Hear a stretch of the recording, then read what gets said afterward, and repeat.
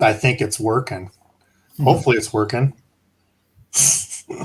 What's happening, Feesh and friends? Welcome to another live. I'm excited tonight because I have a couple very distinguished gentlemen with me tonight. I thought we were only going to have one. I'm surprised and happy to have two. To my right, Oklahoma. Well, I guess this way, Oklahoma's worst angler, which I've kind of got a bone to pick with you on that. Are we shaking hands here? Yeah. Yep. You're certainly not Oklahoma's worst angler. I've seen some of the fish you catch, so I'm sorry that you're lying about that. I don't like it. I don't know, man. This is a very distinguished title.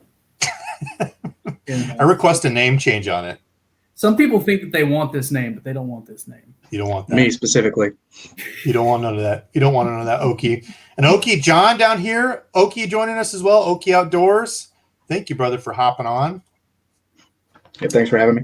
Yeah, for sure, dude. Well, I'm excited tonight. It should be a fun stream. I've already had a couple people dropping some questions and such. Brian Evans already with a 20 bomb. Congrats on reaching 100,000. So I feel kind of like a doofus. I did not know I was that close. The last time I looked, I was at like 95,000.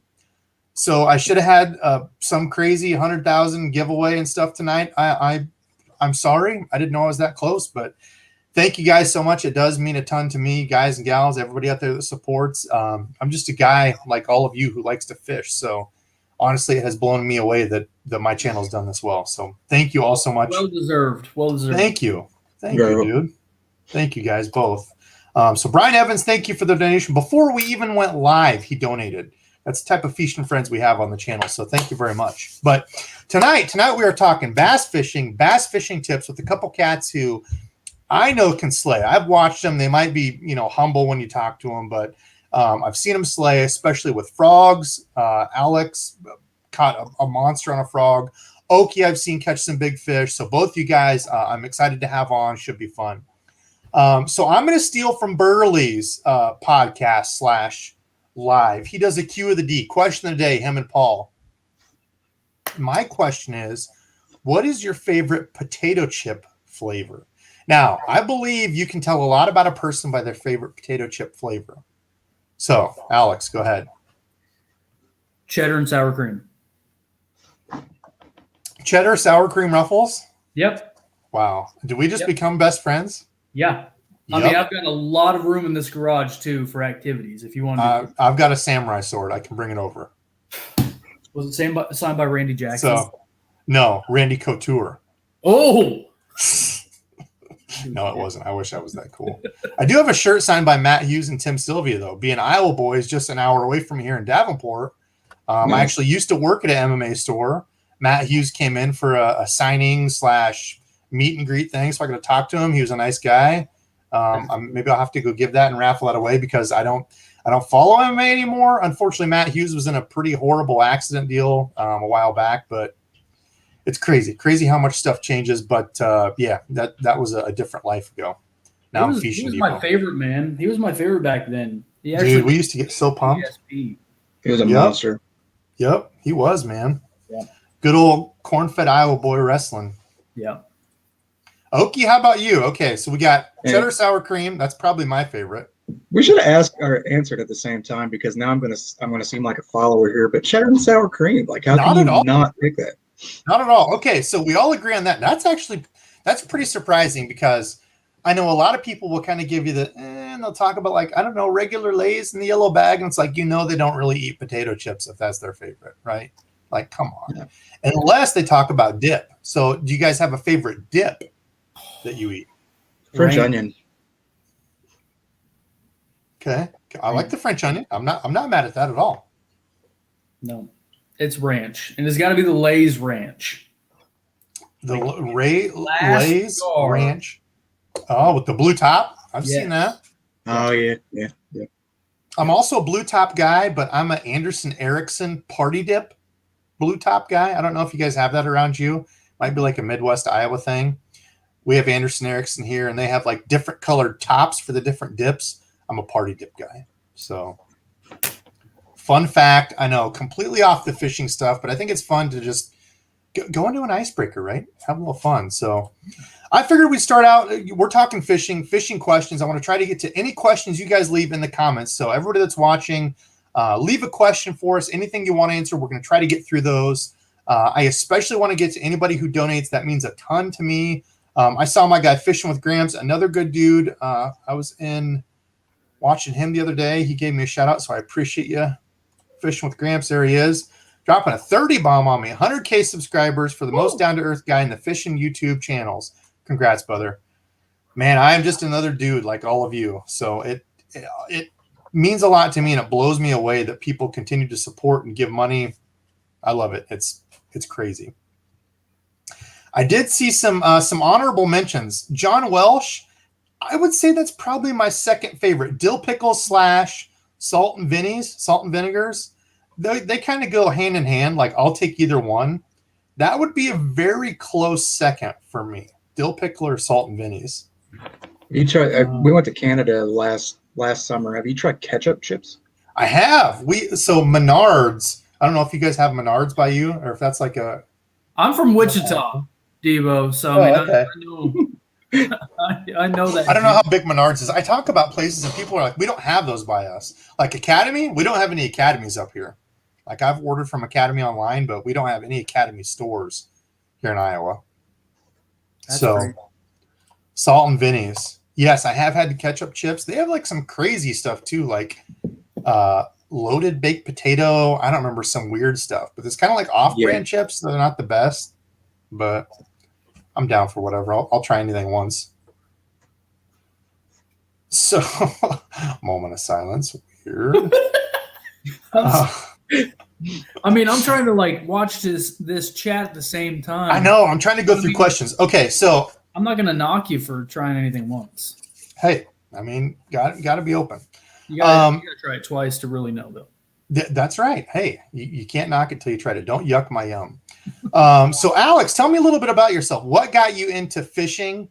Kind of your quick journey, 5-minute, 30-second elevator speech. Tell us about you. For my subscribers who don't know, tell us about Oklahoma's Worst Angler.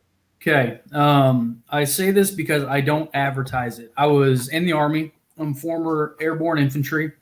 When I got out of the Army, I actually got out because of an on-post DUI. It was a messed up situation, but it is what it is. It kind of sent me on this path. I was drinking pretty heavily and kind of realized that it was becoming an issue. I had a very bad incident one night here at my house. Woke up having to puke and then realized that I had already puked on myself, laying back, so I could have, aspirated. So I was like, I'm going to slow down, and then I didn't. And my buddies, called me up and they were talking about snagging spoonbill here in Oklahoma. Like it's a sport. It's a form of fishing. Yep. Yeah, they do that here in Iowa too.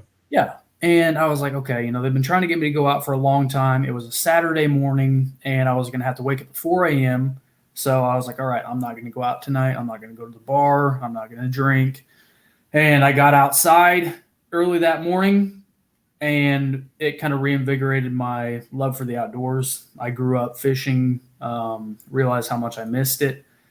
Have always loved photography and creating content, creating video content. That's my other passion. So I figured, hey, why not start fishing and videoing at the same time? That's perfect. It got me out of drinking. I haven't been drunk in probably 2 years. So it's not that I don't not drink. I still will have one every now and again, but I don't get drunk. I don't do any of that stuff anymore. When I first started YouTube, I was so intimidated by it that I had a chest GoPro on and I was fishing a neighborhood pond. And when I would fish, I would crouch down so people wouldn't see me with the camera. Really? Yes. It's crazy to hear this stuff from other people. That's insane. Yep. Just because you were worried about what people would think. And I was so concerned about what people would think. And it was just, it's faded away, obviously, immensely. But then, me and John, the way that we had met in a store that I was managing, a supplement store. and started talking fishing. And he's been my day one. I mean, he's been here since the beginning That's of awesome. the bass fishing journey and going out. And we've had the most bass fishing trips out of anybody that I've been out with. So and here we are. This is it. Boys in the hood, huh? I love it. Hmm. Ride or die. It's always fun to have a fishing buddy like that. I've had a couple. Of course, Randizzle now. John, we were talking about John. You kind of reminded me of my buddy JJ, who was one of the first guys to go out and fish with me. JJ, if you're watching, we need to hook up and fish. I know he moved a ways away, but it's fun. Like, fishing is something different for everyone. And I always talk through this, that like, I like going out and fishing by myself, like the peace, and just like, it's crazy how much you miss. Somebody texted me a spot here in Iowa, or we were talking on Instagram, and was like, hey, you should check out this lake. It was really cool. I had a good time. And I saw an albino deer, and they like sent me this picture where literally there was an albino deer bedding by them in the timber, and they got a picture of it, which is super rare. And it's something different for everyone. But then you've got like, and I'm sure you guys are the same way. You like to fish by yourselves, but then you have your fishing buddy, and it just makes it that much more fun. You can rip on each other. I've seen you guys giving each other crap. John was calling his shots when Alex couldn't catch a topwater fish to save his life. I don't know what you were throwing. You might have been throwing a swim bait. I didn't see what you were throwing, but John was catching them when you couldn't. So. Oh yeah. So I was John, we're going to come back to you real quick before this goes away. Skips up. Jeremy Hickman said, hi, Debo, found your channel through my brother Fishing with Gramps. This is what it should be about, sharing each other's YouTube channels, growing the channels through, like people, fishing through Gramps, sharing ideas and stuff, supporting me, supporting other YouTubers. This is what it should be about. It's weird how sometimes clicky YouTube gets, like, there's 3 or 4 people that support each other and it's their little, entourage, where it should be more about like everybody, we're all in this together. We've got enough people against fishing and outdoor stuff. And so that, I guess that's kind of me on my podium. But Oki, take it away. Give me your elevator speech. How'd you get into fishing? Your channel, you obviously, you guys fish together a lot, but tell us about you. Yeah, my story is way less interesting. It started as an escape, kind of a little bit of a troubled home life. And my grandmother used to pick my brother and I up from school every day. And she had rods loaded in the car, and we just went and sat, we're catching bluegill, catfish, whatever. And kind of fell away from it a little bit in my early 20s, started raising a family. And then, like Alex said, I walked into a supplement shop at like 360 pounds. And, helped me. I think I lost a total of like 130, 140 pounds with Alex's help and a lot of hours in the gym. And we fell in love with fishing. As one of my buddies just sent me, it was love at first fish. We fell in love. Is what he meant to say. Fishing lovers? Yeah, but not in an awkward way. We like, fell in love. Still socks on kind of thing, Hey, it's funny and weird at the same time, because like people always give. So I did MMA for like 12, 13 years. And during that time, I completely cut out like fishing. Like I grew up fishing from like age 5 all the way up, through high school until I got to college. And I kind of gave it up, right? I was head over heels in MMA. Everything was train, fight, travel with the team, wrap hands, and then you kind of close that chapter of your life and get into it. And dude, it's completely that way. I completely get it. Like, you have, these, it's like a chapter of a book. I mean, it really is. And MMA was the same way, where you could literally be training, we'd have 2-hour training sessions, beat each other up, have bloody noses, black eyes, and then at the end, give each other a hug, all sweaty, no shirts on, and just, it's weird. Like, people from the outside looking in would be like, what the hell? Bass fishing is the same way. So, for sure. Cool. All right. Well, let's see. What do we have for questions coming in? I know we've kind of got off on a few different tangents here, side stories. We have congrats on the sobriety, Oklahoma's worst angler. Yes, absolutely, man. Congrats. And Oki, congrats on losing 130 pounds. That's tough. That is commitment. That is priorities. I remember cutting for fights when I had to lose like 10 pounds, and it was hell. So I could only imagine grinding through that. That's a lot of commitment, a lot of hard work, dude. So congrats, both of you. Thank you. One thing that he is not afraid of is hard work. That's for sure. I mean, that dude is, he is very dedicated. You can't be. Yep. Everything in life's going to be a grind. Very rarely is something handed to you unless you know the right people. But Okay, so tonight we're talking about bass fishing tips, bass fishing fun. So Alex, tell me about what is your favorite way to fish? Like if you only had one way to fish, I said, okay, you've only got one way. Rest of your life, what's it going to be? What's your favorite thing to do? It's going to be on an 8-gear ratio. Okay. With 50 to 65 pound braid. I like where you're going. A 7 to 7.4 heavy fast rod. I'm getting tingly. And it's going to be specifically around the top of the water column, possibly above. Maybe subsurface, but right around here. This is the water column. It's going to be right here. I think I know where you're going. Yeah. So don't tease me. Tell me. It's going to be all top water and probably a 4-letter word that starts with an F.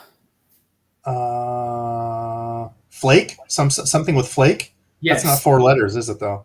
Wait, no, it's not. Whoops. Why did I immediately go to the worst case? I don't even want to know. What did you go to? Fort?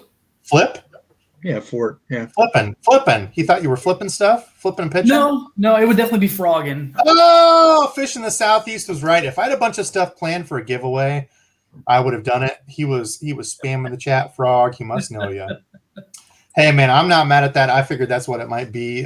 So tell us what, everybody's probably seen your video. I know that video kind of blew up for you. I was stoked to see it. You completely deserve it.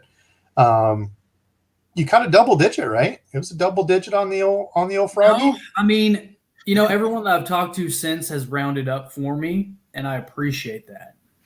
But she was went like what? 9/11 on the scale. Close Listen, enough. He's being bashful. That fish took a 9-pound dump on the deck of my boat. That's what I heard. Yeah, it took a little dookie. She was eating a lot of shad, and she it all over the deck and in the live well. And if we had done if we knew what we knew now, like catch, boat, scale. Yeah, exactly. I didn't know that was a thing for big fish. I don't catch fish that big. So is that legit? Do they poop like as soon as you get them up in like those big fish? A lot of the time, yeah. A lot of the time they get in. Yep. And then, and we can pull out the excuses all day. We found out that my scale that I had at the time was 3 or 4 ounces shy from every other scale. So, but at the time she weighed 911, and that's what I stick with. But I let other people round up, and I'm not going to be upset about it. Okay. I get it. Close enough. So anyway, almost 10-pounder, close enough to a 10-pounder. It was on what? What'd you catch it on? It was on Scum Frog Trophy Series, the launch series in Sloppy Toad. Oki's showing off his hat down there. Those hats are sick. I do like their emblem. The Scum. Oh, you both got them. I would say I was looking at your sticker back there. The Scum Frog. I might have. I don't know if I can show this yet. So my Randizzle, obviously. Randizzle knows a guy who may or may not be doing some merch stuff for me, but we got DEBO'S fishing, Iowa. There might be a little frog stuff involved in there. I can't go into it because we don't have anything solidified yet. But dude, Randizzle was nice enough to talk to a guy and his buddy Dan, and within 15 minutes he had this drawn up. Dude's stupid good with drawing and stuff. That's exciting. Yeah, so I'm a fan of the frog, the old Scum. And wasn't it the toad color, like that brownish? Yeah, isn't that what they call it? Toad color. I've got the exact. Do you? Go grab it. Okay, while you're doing that, I'm gonna have Oki share. So Oki, if I told you could only fish one thing, one lure for the rest of your life, what's it gonna be?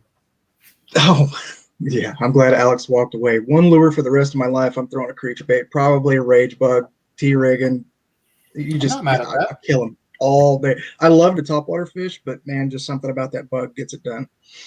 Sheer numbers, I would agree that a soft plastic Texas rig with a 1/4 or 3/8 ounce. I kind of flip back and forth between those two, but I've caught more fish on a soft plastic Texas rig than anything.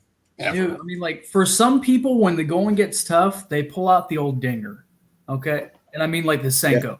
Yep, sure. The Senko. So everyone's clear on that. Yep. But for me and Oki, it is a 1/8 ounce rage. Oh, Okay, going light with it. Yeah, Yep. well, depending on the wind, we'll bump it up. But Sure. Okay. I'm not mad at that at all. Yeah, there it is. I have that one. I don't know if I lost that one. I had it somewhere back here. It Oh, still toad has killer. the original braid. This is the one that came out of her mouth, and Dang. we cut it off that day. Like, Dude, I would too. Did you get measurements and stuff to do like a replica mount? the only measurements I got was length, but we've got plenty of pictures. Yeah. You know, and her weight. So yeah, I will get a replica mount. That's awesome. It was kind of a tough day for Oki though. I got to throw this in there why? because you know a lot of people ask, you know, like what's your favorite day of fishing? What's your most memorable day? And for some people, you know, it's not just their PB. You know, it's like the most fun they had fishing. One of mine is just recently I went out with my father-in-law and we went bass fishing and we ended up just smashing crappie, power fishing for crappie. But the reason that this day is so memorable for me is not just because of the PB, but we were cruising around and Oki had bombed into, I said, like, toss back in there. There's usually a fish back in there. And this fish just blows up, explodes, misses the frog. So I tell him, get back in there. You didn't sting her. Oh, and that's where you cast it in, right? Because he cast so hard that he backlashed. And I was like, I can't let that fish go. So you're a hornswoggler. Yes. So really that's kind of Oki's fish. Oki's fish is would have been his PB at the time too. At the time, yeah, it definitely would have been. It would have been a double PB. Wait a minute. At the time? So have you caught bigger than that, Oki, now? Yeah, I that got video? a 710 now. Oh my goodness. You boys. He's Catching big ones. I still haven't actually broke the 7-pound mark. Mine was like a hair under 7, 6.9. I haven't Mine actually was broke 7. So when I set the hook on my PB, my reel snapped out of the reel seat, and I had to fight it with just the reel in my hand. I couldn't even hold on to the rod. man, talk about a way to bring it in. It was wild. That's awesome. So we got frog, we got Texas rig. If I could only fish one way, just out of sheer fun, I'd be frog too, man. Like I love frog fishing. Like I said, the Texas rig, I can't knock that. Probably second on my list above Texas rig, just because it's been like a confidence bait for me forever, is a spinnerbait. Like if I can just huck and wind a spinnerbait, it's a good day. And the spinnerbait bite's been on here, so there's going to be some vids on that. Man, Got a couple decent fish, so nothing huge, nothing like that. But I didn't gain confidence in the spinnerbait until probably towards the end of last year, which is like blasphemy for fishing. no, not at all. I mean, like the spinnerbait seems to me is like, especially with folks who are just getting into it, like spinnerbait was cool back in the day. Like you watched Hank, you watched Jimmy Houston, you watched those guys. Like spinnerbait was big back then. A lot of guys, you know, KVD mopped people on a spinnerbait. Then it would kind of go away, and it's kind of like, you know, had a resurgence a few times, and it seems like it's kind of coming back now. We just watched, or if you follow bass fishing, Jason Christie destroyed it on the Booyah. I don't remember what it's called. You guys might know. Whatever Booyah's spinnerbait is. It was one of his signature ones. Yeah, it's a Christie Booyah. It was like a double Colorado, gold and silver / nickel, whatever. Yeah. Chartreuse, white, blue. My claim to fame with Jason Christie is I know his cousin Nathan. So, Really? yes. Small world. You should get on a trip with Christie out there somewhere. Apparently he gets asked about, you know, like, hey, can you get me, you know, a meet with Jason a lot? And I've never asked him that, but like I mentioned Jason one time and then he just like never responded to me. Hey, you know, like, it'd be cool if like somehow I ended up on a trip with Jason. I'm not asking you or anything, but I mean, that'd be kind of cool. I was like, Nathan, I'm not asking you to meet him. I'd like to fish with you. Nerd. I'm just saying, like, I was watching him the other day. That's it. We both have that interaction. My boat got pushed back a month because his was getting rigged for the season. Yeah, because is he around you guys? I don't know where he's at in Oklahoma. Yeah, he's about an hour east of us. That's funny. We've got a ton of really good high profile Bassmaster Elite folks here in Iowa. It's a breeding ground for. I'm joking. There's nobody that I know of here that's on the elite trail. Bass fishing in Iowa is not like, you're not going to put Iowa on the map for bass fishing. And I'm not talking down any of the guys that fish here. I'm sure there's absolute studs here that catch really big fish. I just don't get to talk to them and stuff, so I joke about it. There's a reason that Iowa's not on the trail. But let's see. Pike Pursuer. First, congrats on 100K. Second, don't you feel that bigger baits catch bigger bass? That's a good question. I go back and forth on this. So like, as I've done the swim bait grind with, 7-8 inch swim baits, it's kind of a give and take, because like, I feel like if you're in the areas where there's really big bass and you can get those really big bites, I get it. But like for me around here, especially being a content creator, I think that's kind of ruined me a little bit for that, is like, I need to catch fish, so if I wasn't trying to do videos, I'm sure there'd be more days where I'd go out and just grind with a swim bait and spend 2, 3, 4, 5 days trying to catch a big one. But trying to put together a video and stuff, I often go to, some of my confidence baits and stuff just to catch things where I might, throw a big swim bait for a couple hours. So I've seen both sides of it. I've caught on a micro jig last year before the year ended, a 5-pound something on a little, actually I have one right here, funny enough, a little tiny Kitech mono spin jig, 330 seconds, I was like 5.5 pounds or whatever on an itsy bitsy little spinning rod jig. And you guys see, I don't know, what do you guys think? I think it's at half one, 6 dozen, or half dozen, 6 the other, or whatever. I think that bigger baits usually will get a bigger bite. I think that's for sure. Like, you're going to have, because one of our really good friends, one of our best friends, Steve, I'm going to shout him out right now. His YouTube is The OK Fisherman. He's from California, but he's one of the most Oklahoma guys that you've ever met. But he's got that swim bait mentality, and he goes out and he grinds. He's that guy who will throw, the 7-inch to the 9-inch baits for hours. And he'll catch fish not much bigger than those swim baits. But the bite is crushing. The bite's big. So, like you said, like those big bait, fishing, it can be a grind. There will be days where you don't get anything at all.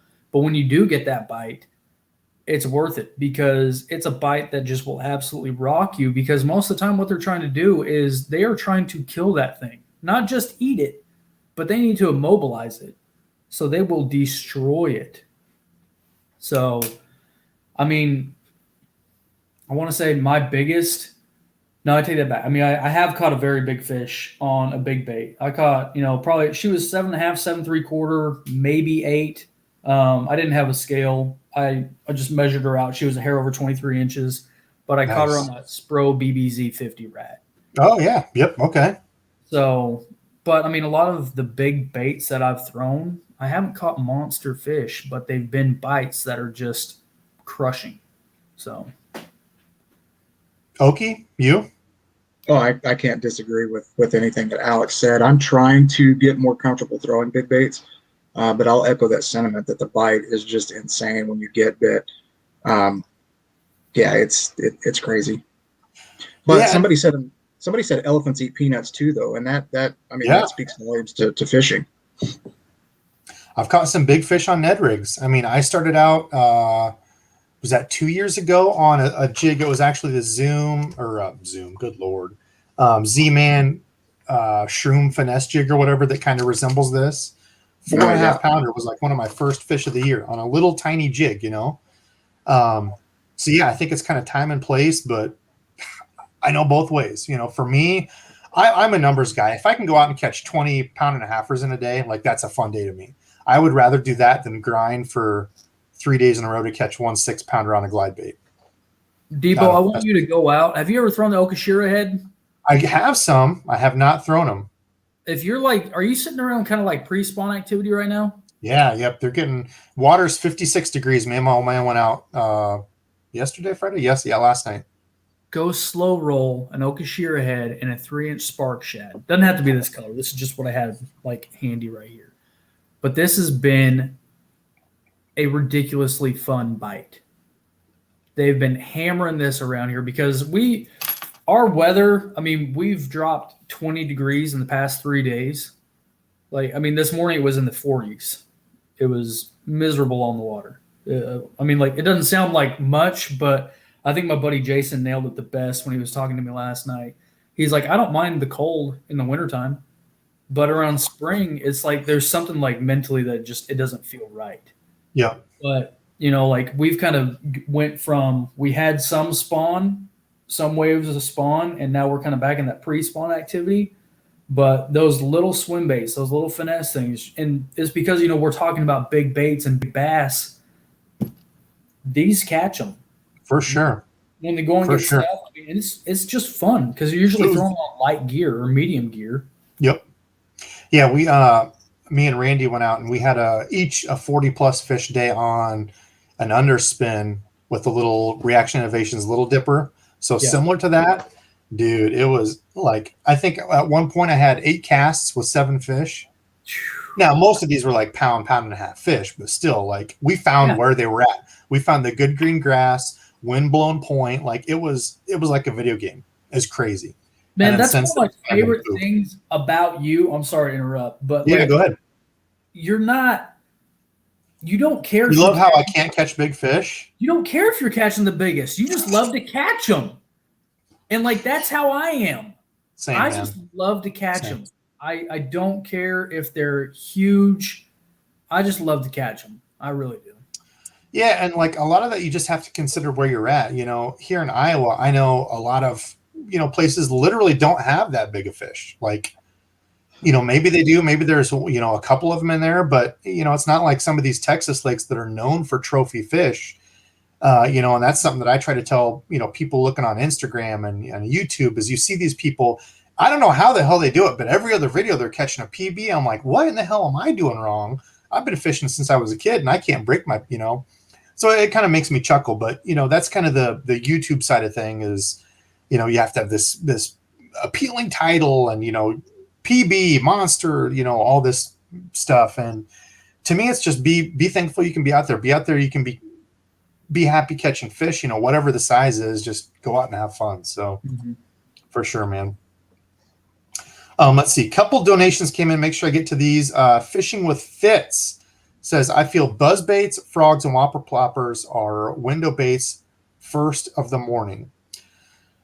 It depends. So, like, a lot of guys, I think, feel that way around here. Like, for example, with frogs, or like you have to have a bunch of scummy slop to fish a frog. But as that sun goes up, I would agree that, you know, that's when you're going to have a lot of the activities when that sun's down. You know, it's just starting to come up, and, you know, a lot of the lakes have trees around them. But as that sun's coming up, you can chase that shade line. So if, you know, the sun's coming up and this side of the lake's all already, you know, sun covered, go over to this side where it's still shaded. Like, you're going to have fish over there still feeding just like the sun's not up. And same thing through the day. Like, I've had amazing days on a frog at 1 o'clock, you know, noon, 1 o'clock, where most people say, well, you shouldn't be fishing a topwater then. Fishing overhangs, fishing little shaded pockets, you know, fishing under things, anything that's going to hold a fish, you know, even if it is sunny, fishing in shallow water by like a wood pile, right? You'll still drag fish up off that with a topwater frog. So I know those are kind of the prime time, you know, that hour and a half or whatever as that sun comes up. Same thing for when the sun goes down, but that doesn't just mean put those lures away. Even if you're fishing, like, even if you've got ripple on the water, if you have like a little bit of overcast and ripple on the water, that's enough to disguise like a buzz bait coming over, just like you would fish in the morning, right? Fish are going to open up and feed more than they would if it was a slick calm, you know, sun high overhead, no clouds. You know, that's when they're going to be tucked up against stuff tight. But I don't know. What do you guys think?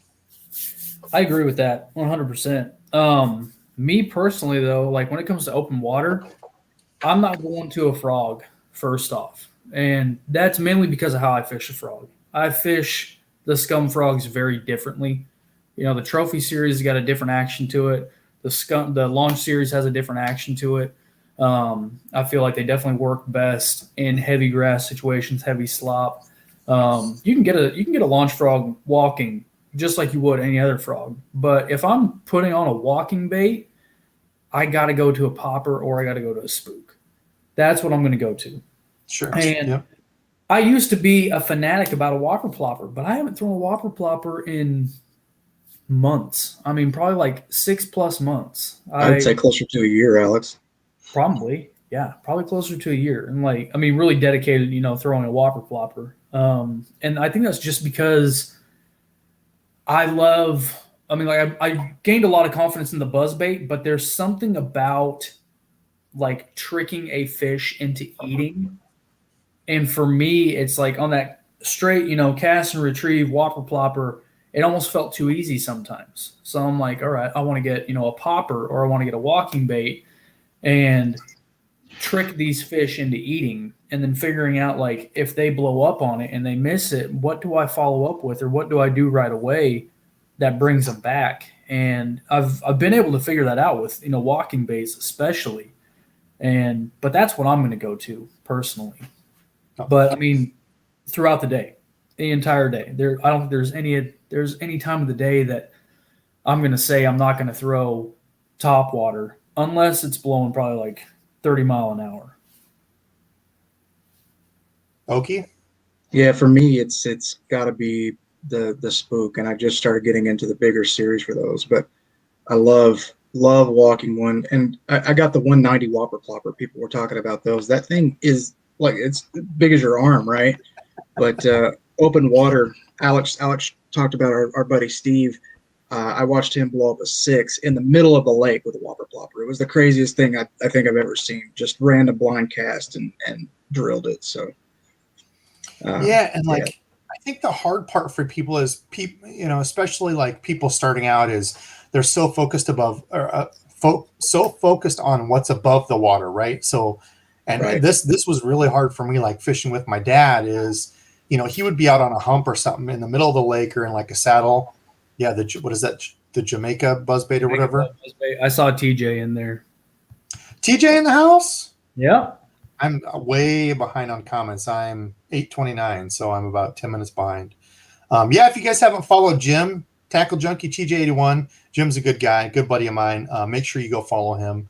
We'll have him on again, pick his brain. But best hair in the business. He's known for his hair. Beautiful locks. I don't even know where I was going. Good Lord. So above the water. So starting out, a lot of new people focus on what's above the water, right? So they'll be walking around their pond and be like, there's nothing in it, that you can't visually see anything, and people say it's kind of become famous on my channel of fine wood, pitch to wood, because like bass are always on wood. So, like you were saying, Okie, a Texas rig, like that's when I became confident with a Texas rig worm is flipping and pitching around standing timber, brush, lay down logs. Like, that's kind of how I got confident in it. And it's easy if you see stuff above the water, but you might have a rock hump or like your buddy, I don't know if there was a grass line there or, some sort of, rock pile up, kind of in the middle where it looks like there's nothing there. But that was something for me that was hard, is like finding those edges of grass, and it might be an 8 foot of water out there, but those fish are just kind of cruising along that grass edge. So they're going to come up for that, it's kind of hard to explain without showing stuff, but I'm sure you guys know what I'm talking about. Yeah, that's something Alex and I have started working on too, is reading the graph and understanding where those humps are and the drops and the ledges, and staying off the bank more than we used to. But the original graph and the original depth finder is, for me, the safest is a Texas rig. Yeah. Oh yeah. You bury that hook and you bomb that thing out there, and you figure out, especially if you're beating the banks, that is the best way to find out where stuff is. For sure. Yeah. If you don't have a depth finder, throw it, and even like a Carolina rig, dragging an old ball and chain around, a Texas rig, even a jig. Like you might lose some jigs, but if it's not crazy, like big, huge chunk rock stuff, you can drag a jig around too and find that. Dan White with the donation. Any of y'all ever use tubes? If so, what's your favorite way to rig them? Tubes are huge around the rivers here. I know tubes are big for like the smallie guys. Like that's a staple of smallmouth fishing. I don't get a focus as much on smallmouth as I used to. but yeah, I mean, tubes are great. I've just, like a 1/4 ounce tube jig head. I think I've got some here close to me. I haven't thrown a tube I think I've thrown a tube once or twice. Really? Yeah. And I think the Ned rigs kind of overpowered a lot of that. Is like a lot of the smallmouth guys and other guys used to throw a tube, but like these are a little bit bigger tubes. These are actually, shout out to these guys. I use some of their smaller stuff. Hooked Up Bait Co. I don't know if they're still around. These are old that I got from Indian Creek Lure Company here. But so for those of you who have never fished one, this is a tube. Like it's a really cool, great way to mimic a crawfish because it's got like all these little deals in the back, and this part's hollow. So it's just a big hollow tube. I mean, and you just stick a jig head looking thing up in there, and I would fish it with just like an open hook, right? Now there's all sorts of ways to rig them weedless and different rigs, but you pop this around off rocks and throw it around stuff. It's a great craw imitation. Actually, Fletcher Shryock caught, I believe, his big bass on what is it? The Gary Yamamoto Ika, whatever that's called. I forget. Yeah, but it's similar to kind of like a tube. It's a hard body deal with like tube tentacles on it. I think he just had a Texas rigged, if I remember right. Yeah, it's a fat Ika. They're crazy. Yeah. So it's like, the stuff kind of goes in waves. Like this is an old school, the tube is an old school technique. But I mean, if you're fishing from the bank with the exposed hook, it gets kind of sketchy because you will lose a lot, if you're fishing them in the rocks, like anything. But yeah, I mean, I've had great luck on tubes in the past. I don't fish them as much now, but I think that's one of the best things to do, though, is like you kind of look back and think about, like you talk about how the Ned rig is kind of taken over. So why not be that guy to go back out with a tube? Because those fish have probably seen a million Ned rigs by this point. So throw them something different. For sure. That's one thing that, Oki and I have always been kind of about is fishing different. It was, when we first started up, a Texas rig, instead of the traditional bump and drag, we would literally just crawl them. We would swim them along the lower water column. If nothing happened there, we'd pick up the retrieve speed. And that's when we found that we were absolutely crushing them. So fishing different that's the way to go. For sure. Yeah, and that's the thing with the Texas rig is it's like you can hop it, you can drag it, you can swim it. You have like the Havoc Pit Boss. Like that was one of my old school favorites is you can do all those with it. Like you can swim it, hop it, whatever. There's really not a wrong way to fish one. 23KC said stupid style. Yeah, stupid tube, like your weedless tube for sure. Yep, look that up. Look up a stupid tube. You can Texas rig it. I've got some, I think they're gammy hooks. Skipping, I forget what those were called, like skipping tube hooks or something like that. What's that? The Skip J? I don't know. Maybe. I don't remember what they are. They were in like a green package, I want to say.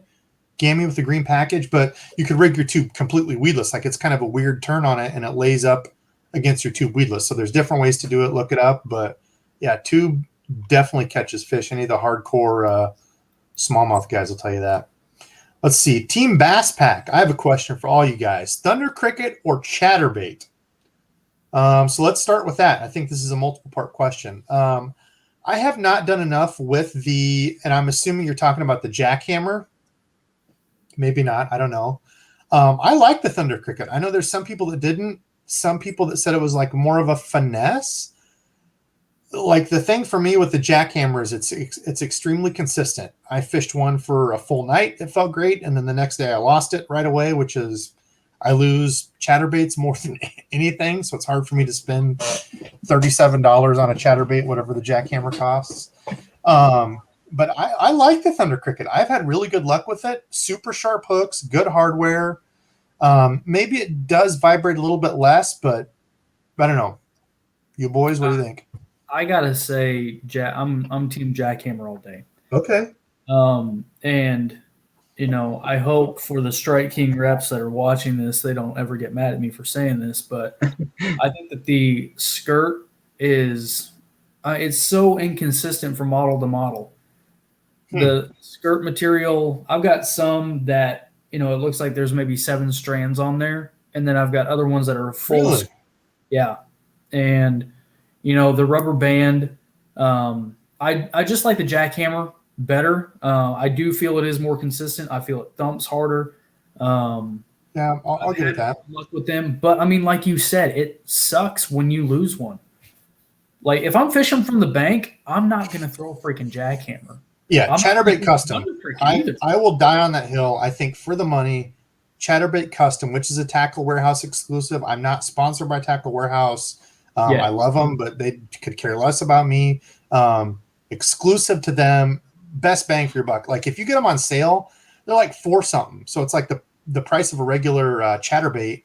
It's got a shorter shank hook. I know some people don't like that, but I feel I get hung up less with that shorter shank hook instead of like the regular Chatterbait has kind of a crazy big hook. If you look at compared to the Chatterbait, it looks kind of silly because it's so large. So I don't know. Chatterbait Custom, I think, is the best bang for the buck. Anyway, sorry I jumped in there.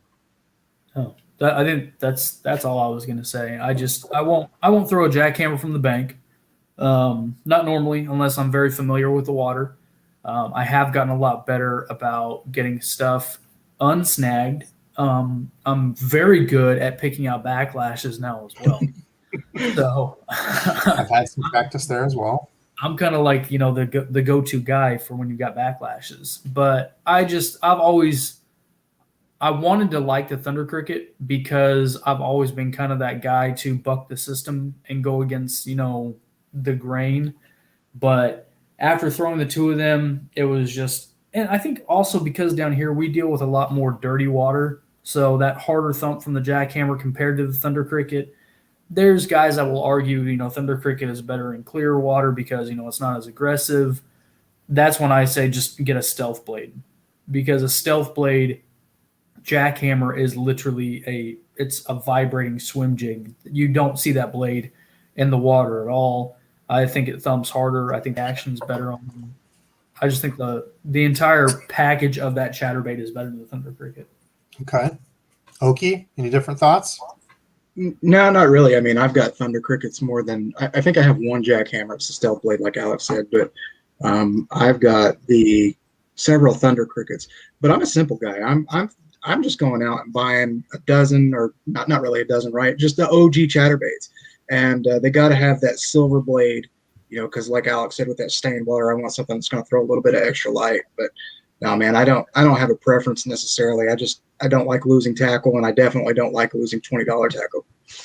I hear you, man. It's tough. Yeah, there's no arguing that it's a great bait, but man, it's tough to swallow that. Yeah. So second part of the question, also, have you tried those Hog Farmer Spunk Shad, or I think they're called Spunk Shad. I don't know, Spunk swim baits. I actually don't have any. Speaking of my guy Tackle Junkie, he showed some on his stream when I was on his channel. And I think actually Baxter the Bait Man showed some when I was on his channel as well. Mm-hmm.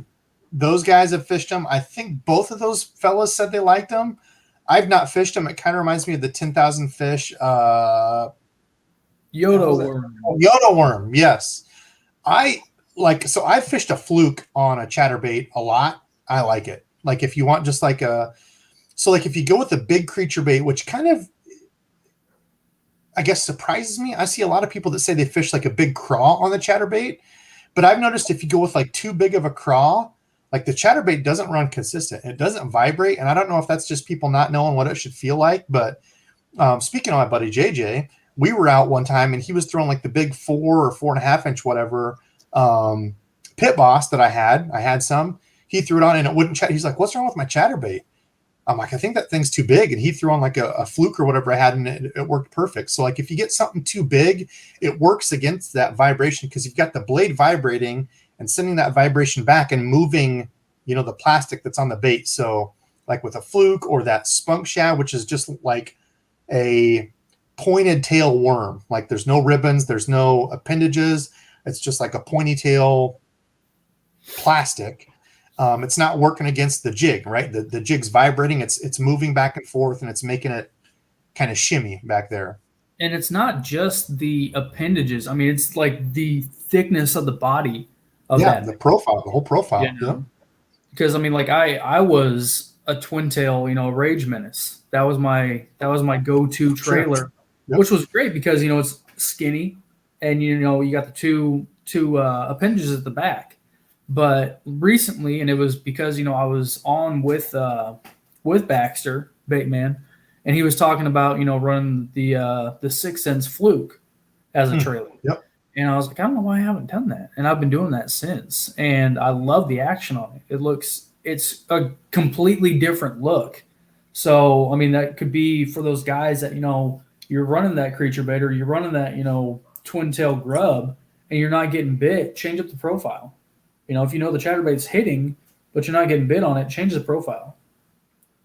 Yeah, I'm a Rage swimmer guy, but rig them upside down. It creates a totally different action. So instead of your boot facing down, rig it the opposite direction. It's crazy. I've not done that. I've had a few people tag me saying, I think Tactical Bassin shared that with them or whatever, and asked me if I've ever done it. I've never done the upside down, like a Reaction Innovation Skinny or Little Dipper. I love their stuff. Again, not sponsored by those guys or anything. Just love them. Have always worked great for me. So I've heard of, because like sometimes if you get too, and I think guys will go with too light, like a 3/8 ounce, and try to run it too fast, and you'll have that problem with like a chatterbait wanting to run up to the top, right? So you can go up in weight. You can go to a 1/2 ounce. It's going to keep it down, or you can go to different trailers. And I think that's one thing they were saying when people were tagging me is that Tactical Bassin showed that. And if you rig it upside down, it has more of a tendency to run down. Mm-hmm. I've never tried it, but I've heard that's a deal. Yeah, I tried Zakos too. Gramps is talking about Zakos. I've tried them, and I like the action. I don't know. I prefer the shimmy of the Rage swimmer.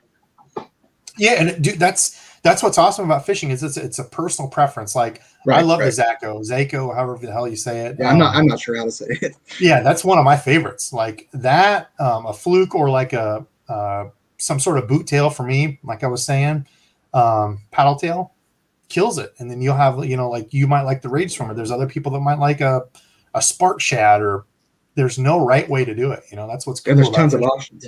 Yeah. Yep. Find what works for you. Buddy Chris, he likes the Lake Fork Magic Shad.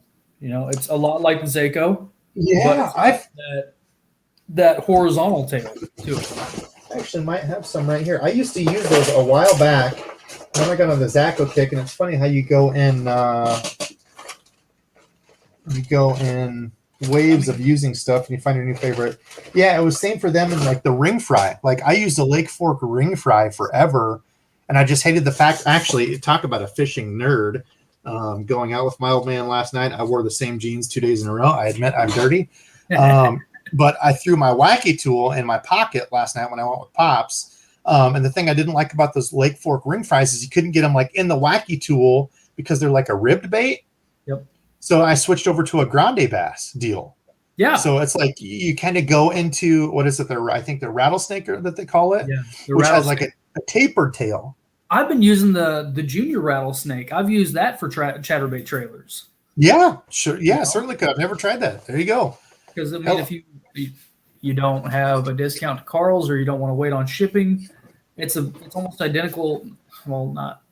It's close to the Yoda worm. Very close. Very close. Yep, very close to sign. So I think we answered that. Oh, Hella Bass was in the chat. My guy Hella, another good guy. If you guys haven't checked him out, he dropped a 100K. Congrats. Thank you, everybody. Like I said, it's just a number. I just want to keep putting out good vids that everybody's going to watch, having fun along the way. It does mean a lot to me, but I will, like I said, I'm sorry I didn't know I was that close. The last time I checked, I think it was like 95. So next live stream is going to be have to be a special deal. Probably some of that stuff back there is going to get given away. Maybe some of the stuff over there. I've got a whole other thing of stuff there. Probably is going to get given away. So there might be a big giveaway coming down the tunnel. Should be fun. So let's see. I had some questions. I didn't bring them down. I feel like a complete noob host. Do you guys have any questions or anything you wanted to go over? I know we talked about this before, and he said, no, we're just... Has any of this sparked a question or interest? Anything from you, gentlemen? Otherwise, I'm going to answer some more subscribers. Oh, okay. Let me see. I was wondering, and so I've been around for a while. I think since 30K, maybe a little bit less. But what really got you into YouTube fishing?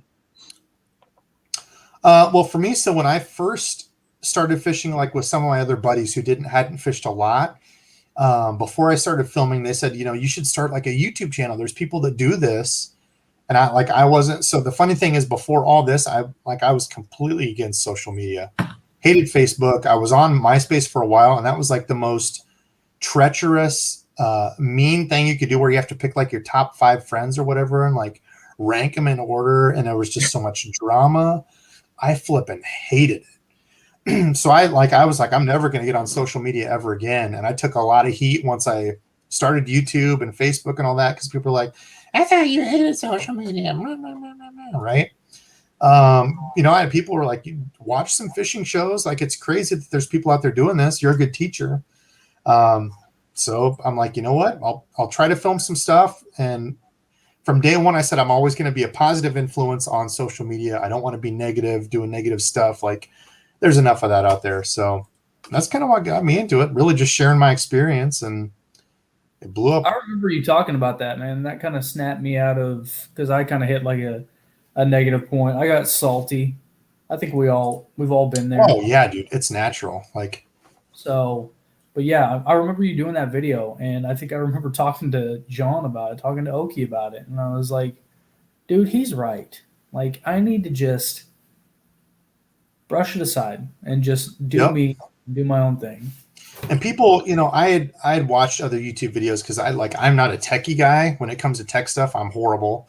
And I'd watched some other stuff, and people are like, you'll get into these kind of funks where you might be comparing yourself to other YouTubers, or thinking you should be doing better than what you're doing. And I see people with smaller channels than me who get a lot more views per video. When I was growing, I'm still growing, obviously, but it was very discouraging. And I'm like, do I even want to do this?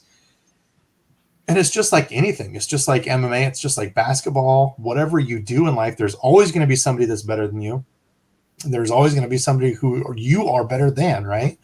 So you can't judge. It's not an even keel. Like, you don't know their followers. You don't know what's getting those viewers, what they're doing. So it's like, do your thing and have fun. Be true to you. And it's harder or easier said than done, because it bothered me at first. Like, you'd get negative comments, and like, I knew that stuff was going to come, right? And it would bother me. Like, when you pour your heart and soul into a video and you spend 4 hours because you don't know what the hell you're doing trying to edit the thing, you're like, okay, this is going to be a good video. This is going to be a good one. And it's up for an hour and you have like 3 dislikes, and somebody's like, is your beard fake? You have big ears. Your nose is big.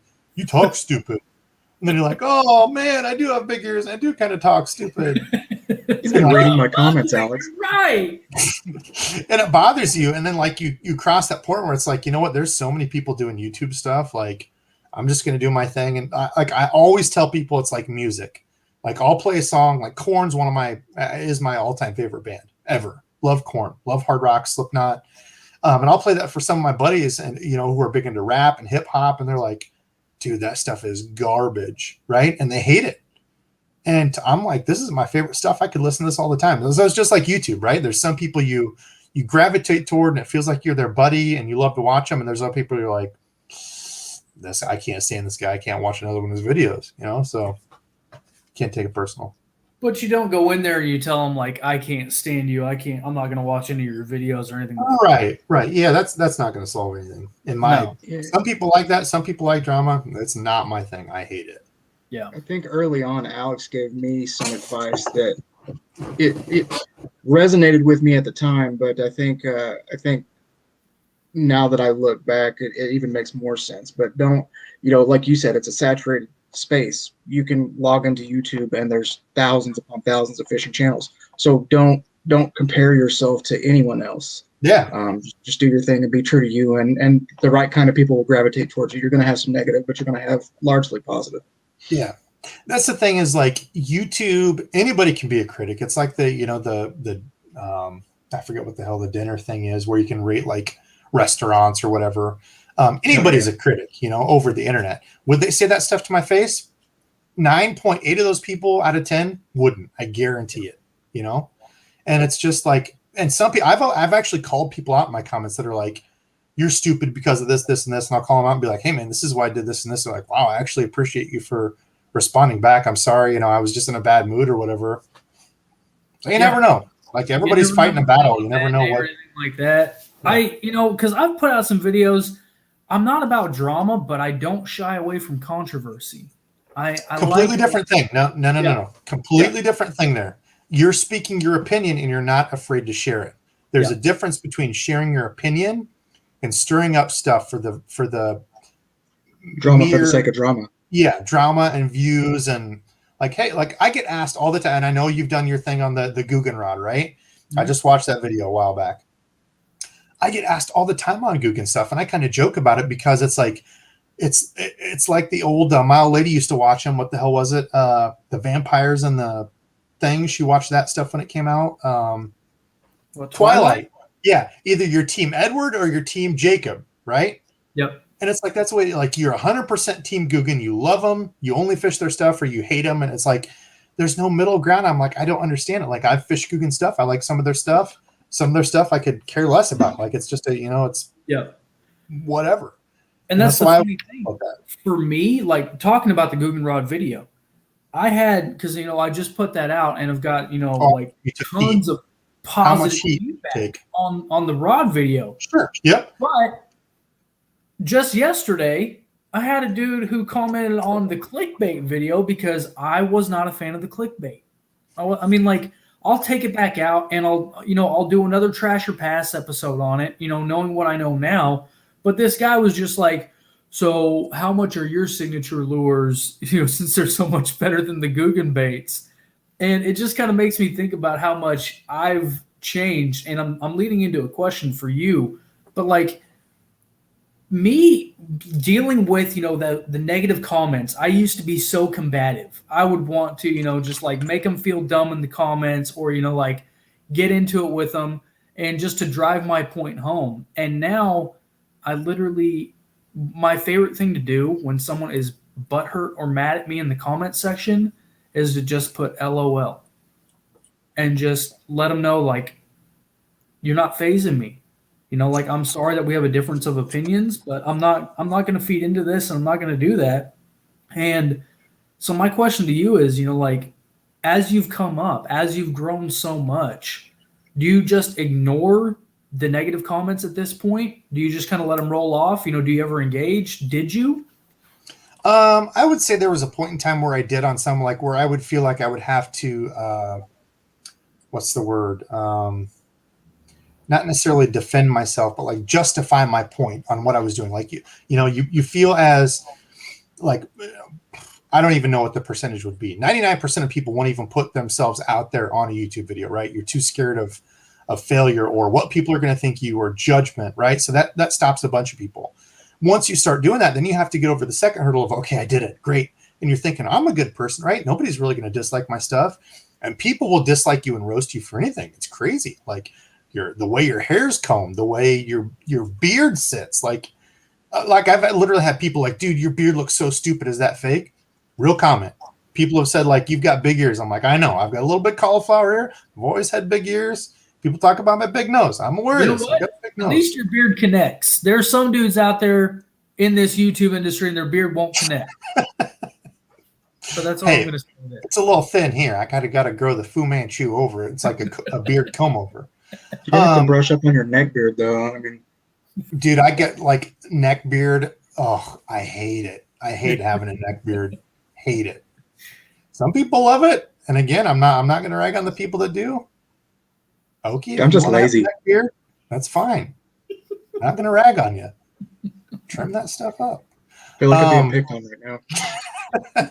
But yeah, I don't even know where we're going. No, anymore. I just give them a heart and a thumbs up because it's like, whatever, man. If you feel that way, and like, that's the thing that boggles my mind is the people that go out of their way to leave like a negative comment. Like, I'll watch videos like other bass fishing videos where like they've caught their 13th PB of the year and it's some crazy lure, and it's like, I'll like, because it'll show up on my feed and I'll click it and I'll be like, really? Like, I just shake my head and move on. Like, I'm not going to go out of my way to leave hate on that person's thing because they're trying to make a go at YouTube like me. And if that's the way they want to do it, who am I to say they're wrong, right? I'm just some idiot in Iowa. If that's the way they want to do it, fine. But that boggles me that people would go out of their way to like rip on you, or leave negativity. But it's like that in anything.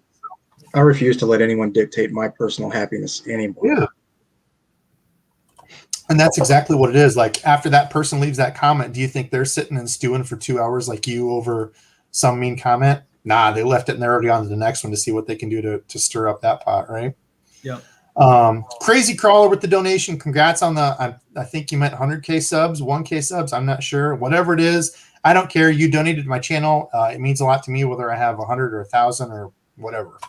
Thank you, man, for watching. I did see another one come in. Oh, Fishing with Gramps. I hit 9K today. Well, Fishing with Gramps. Congratulations, brother. Would you share my Gramps Bass Bundle giveaway live stream tomorrow night? I'm assuming you have one going tomorrow night. So Sunday night, I think that's what you mean. If it is, confirm that in the comments. I'd be happy to share that. Everybody go over and flood Fishing with Gramps tomorrow night at some time. I'm sure he'll leave it in the comments. Feel free to. You support me, so I would be more than welcome of you doing that. Thank you for supporting me, man. And I think there was one more. No? What are you laughing at, Alex? What do we get? What did I miss? I mean, like every now and then I glance over at the comment section and I see Rich. He said, I only post negative comments on OWA. I see this. Come on, man. Rich is a good dude, man. This is probably my favorite thing about this YouTube and bass fishing journey and it's kind of like we were talking about before, we went on, went live, went on the air. I feel like we're sounding like super official, went on the air, but live broadcast started. The people that you meet through this platform and through this, mutual love of fishing, not just bass fishing, but just fishing in general. And the friends that you make with people that you've never even met face to face, unless it's this right here, And Rich is one of those dudes. Like I've been very fortunate to, meet some absolute legends when it comes to just bass fishing, and not just YouTube, but just bass fishing. And it's been cool, very cool. He doesn't post negative stuff on me, so. I didn't figure that. Yeah, Rich is a good guy. Yeah. And yeah, it's like, so from watching us, like, would anybody have guessed that we've never actually personally talked to each other before this? We haven't. I've never talked to Alex unless it's like commenting on his videos. He's commented on mine. Same for Oki. I've never actually talked to them. We talked for about a half hour before the stream, but I've never talked to them face to face, right? And I felt like I've known them through watching their videos, them commenting back and forth. And it's like other channels, right? It's like anybody who you watch enough, it feels like you know them. It's like, oh yeah, I know his wife, or I know his dog's name. It's like things you wouldn't know about people. It's like you develop this online friendship without ever even meeting the person. That's the cool part. Yeah, you become vested for sure. Yeah, absolutely. So let's see. I actually just jumped up at the time. I can't believe we're already at an hour 10. Still have 215 people going. You know what? I think I might need to get a giveaway going. That's it. I'm doing it. Dang it! I wasn't even going to plan on doing a giveaway. I'm gonna do a random sack of stuff. I didn't have anything special planned. I actually just spent $89, I think, on 10 giveaway stuff that I was backed up on. So $90 just to send stuff, which is crazy. USPS screwing me over. I think I should get some sort of like code for using them. Dude, I'm behind on some giveaway stuff too. And if you're watching right now, like, listen, it's coming. I promise you it's coming. I felt like a complete jerk when people started emailing me being like, hey man, I didn't want to like bug you, but it's been a month since you said I won that giveaway. And I'm like, oh, damn. Yeah. I've still got a couple of people I owe. So tonight, I don't have anything special planned. What I'm going to do is grab a bag. I'm going to grab some stuff that I think will do well at this time of year right now. I'm going to put that in. So here in a little bit, I will do a giveaway. I've got a patent pen deal. I'm going to write you down. I'm going to pack it up and get that out next week. So I'm here. I'm prepared. Things and stuff, dealings. So let's be right back. Go ahead. Okay, go do your thing. Oki and I will take over. Oki, let's answer some questions. Did you see any good questions you wanted to hit? Oh man, I have to go back. There's so many good questions that were going around. Conjure Music, I have to hit this one. Corn, Life is Peachy, Follow the Leader, or Issues? How would you rank them? I would say Follow the Leader, Life is Peachy, and then Issues. Even though I really like the Issues album. The Corn album. So funny enough, I actually got in on Life is Peachy. I didn't even listen to the Korn album when I first started listening to him. Fell in love with Follow the Leader. Like, it's one of the weird albums that you can just listen to all the way through. Life is Peachy was just that Korn weird sound that I loved. So Follow the Leader, Life is Peachy. I would have to say Issues and then Korn, because I didn't start listening to the original Korn stuff until like way later. So that's me. Love me some Korn. And of course, Slipknot. They're here in Des Moines, which is like 2.5, 3 hours from me here. So of course, the Iowa album is my favorite because Iowa. Love Best them. live show I've ever seen. Slipknot. It was crazy. Dude, so we had, hey, my guy North Fork Fishing in here too. Debo, what's up, he said. North Fork, what's up, man? We had the Family Values tour that came through Cedar Rapids when I lived. I actually grew up in a small town like 35, 45 minutes away from here. My parents didn't let me go. They're like, you're not old enough to be going to some crazy concert like that, which I totally get now that I have my own girls. At the time, I was like, you suck. I hate you. Why do you hate my life? But I get it now because I'm like the mother hen, super protective of my girls. But Right. I missed it. But it was Korn, Slipknot. I forget who else was on that. I want to say Limp Bizkit was on that Family Values. I'm pretty sure they were. I don't know. It was like stupid good, like all the cool 90s bands if you're a 90s kid and grew up. Man, I was so upset, but I didn't get to see him. I heard Marilyn Manson put on a crazy show back in the day too, like with the theatrics and stuff. Yeah, I saw him 2 years ago before all the virus and everything, and it was still a good show. But man, Slipknot was just different. It was like 105 degrees, and like the crowd was already just enraged, and they came out with like bottles of water and asking, "Are you guys thirsty?" and would dump it on the stage, and people were getting pissed, and it was just crazy. Oh man, yeah, those guys are talented. Corey Taylor's insane, a talented dude. Let's see. So let's get to some fishing questions. What do we have? OWD looks like Alex Tread's twin. Debo looks like Burley from Burley's Fishing. So that's actually how I learned about Burley, was because I had people coming on my channel saying you look like Burley's Fishing. Same for him. So yeah, we get that a lot. I'm not related. I don't know. Alex, are you related to the other Alex by chance? What? Yeah. You know, they say your beards are both pretty majestic. Yeah, I'm not gonna lie. That I won't disagree with that. But you know, I think Alex Rudd wishes that he could. No, he's really tall. Like he's yeah. I heard he's a big dude. Like it's almost purple. I'm kind of jealous of that guy. Yeah, we need this comment that's highlighted. We need that expanded upon, because I'm a solid net man. Like Alex has a big on. I'm just getting a net, but I get hooked up. And what happens, Alex? What happens? I saw the video, and I know. So my guy Philip, for you guys who already know, he's been on my channel before. Philip's a good guy. He sponsored my. So I don't know if any of you guys are into aliens. This goes into a whole nother thing we could go into, but Project Blue Book, look it up. Anyway, Philip sponsored Project Blueback, which is about blueback herring baits that we both find interesting, because I've caught some good fish on blueback herring baits, even though I don't have any blueback herring lakes around here that have blueback herring. So anyway, Philip, super good guy, has sent me a bunch of stuff. I want to thank him online because he has been a big supporter of my channel on the way. So thank you, brother. But okay, how about your netman negligence? What do we got going on here? Yeah, Alex, what happened? I don't. I mean, which one are we talking about? Oh, when you had too much to drink and you took your 5-minute pee off the back of the boat. I think they were talking about. I'm peeing. I can't stop. I'm already going. It won't stop. It won't stop. It just keeps coming. He's like, keep going. He's like, I'm gonna need you to cut that off. I'm gonna need you to like. I'm like, I can't, man. And we had a 360 cam. There's no turning around.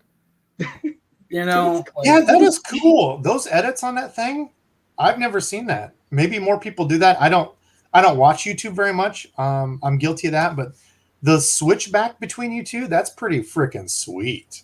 You know, I like that. It's a lot of fun, but it is so much work. Oh, dude. Like, listen, I mean, like, you think it's just, you drop it into your editing software. No, it's a whole different process. You have Preaching the choir, man. Like, you have to do it in a completely different software, reframe and export each individual one, and then drop it into your traditional video editing software. But yeah, so just like when me and Randy go out, I've got, we might be out fishing for 6 hours. So that means I've got 12 hours worth of footage to put on top of each other, to chop, to make sure I don't accidentally chop one line and then be 4 seconds off on the other one. And then stuff's not lining up and you got to figure out. Me and Opie did that too. We did that in like my first year doing this before, he started up his channel. Well, make me feel like a jerk. I'm still doing it in my whatever of the year. It's so hard. It really is.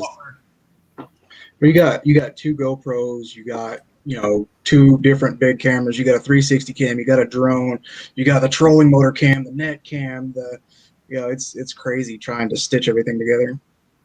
So the 360 camera, is that a special camera like that you have for that? Mm-hmm. Oh, I thought it was like some sort of cool transition between your GoPros or something. No, I mean, like it comes back to like me just loving to create video content. I really do. I love everything about it. And I've got, my own way of doing things, and the way, like, I want to do my videos my way and make them unique in my own sense. That's what it's all about. Yeah. And adding that extra bit of work makes it worth it for me when I get feedback like that. When guys are like, that was cool. Or we like how, we can see Oki now and see what's going on up there. And then, hear me talking or hear him talking or anything like that. I flew my drone. I was fishing with my buddy from Wichita on Wednesday, and I was flying my drone, and I tell him, like, dude, I'm going to do something really dumb. Okay. I'm going to make a flyby because I've got, like one of the cheaper drones that doesn't have any tracking to it. And I'm going to fly it with my foot to make it look like we're both fishing still and it's flying by. And the first flyby went perfect. The next one, I'm like, all right. So I pick up the remote, turn around, position it, set it down, put my foot on the joystick, and then I don't hear the drone flying over us. And I look over, and on the next path I was $300 poorer because my drone crashed. I stopped it at the perfect second, and I'm going to put this in the video when it comes out. It's probably going to be a couple weeks till it comes out, but it was inches away from a tree. And because I hear it going, and I was like, oh crap. Take my foot off and it just goes. And then when I back it out, like watching the video, there were branches even closer because it had dropped down a little bit. That's crazy. So, it would have fallen right into the lake. But see, don't be fancy. Don't drive your drone with your toes. No. You don't need that spicy B-roll. It's about the story. He was like, you should just take your shoe off. And I'm like, no, I got this, dude. Then they'd be wondering on the flyby, hey, I was wondering on that flyby, why'd you have one shoe off? That's kind of weird. People would have disliked it and gave you a thumbs down. Yeah. I don't approve of OWA having only one shoe on bass fishing. You almost fly that into a tree. You really suck. On the edge. Mike, okay, so let's get to some questions, guys.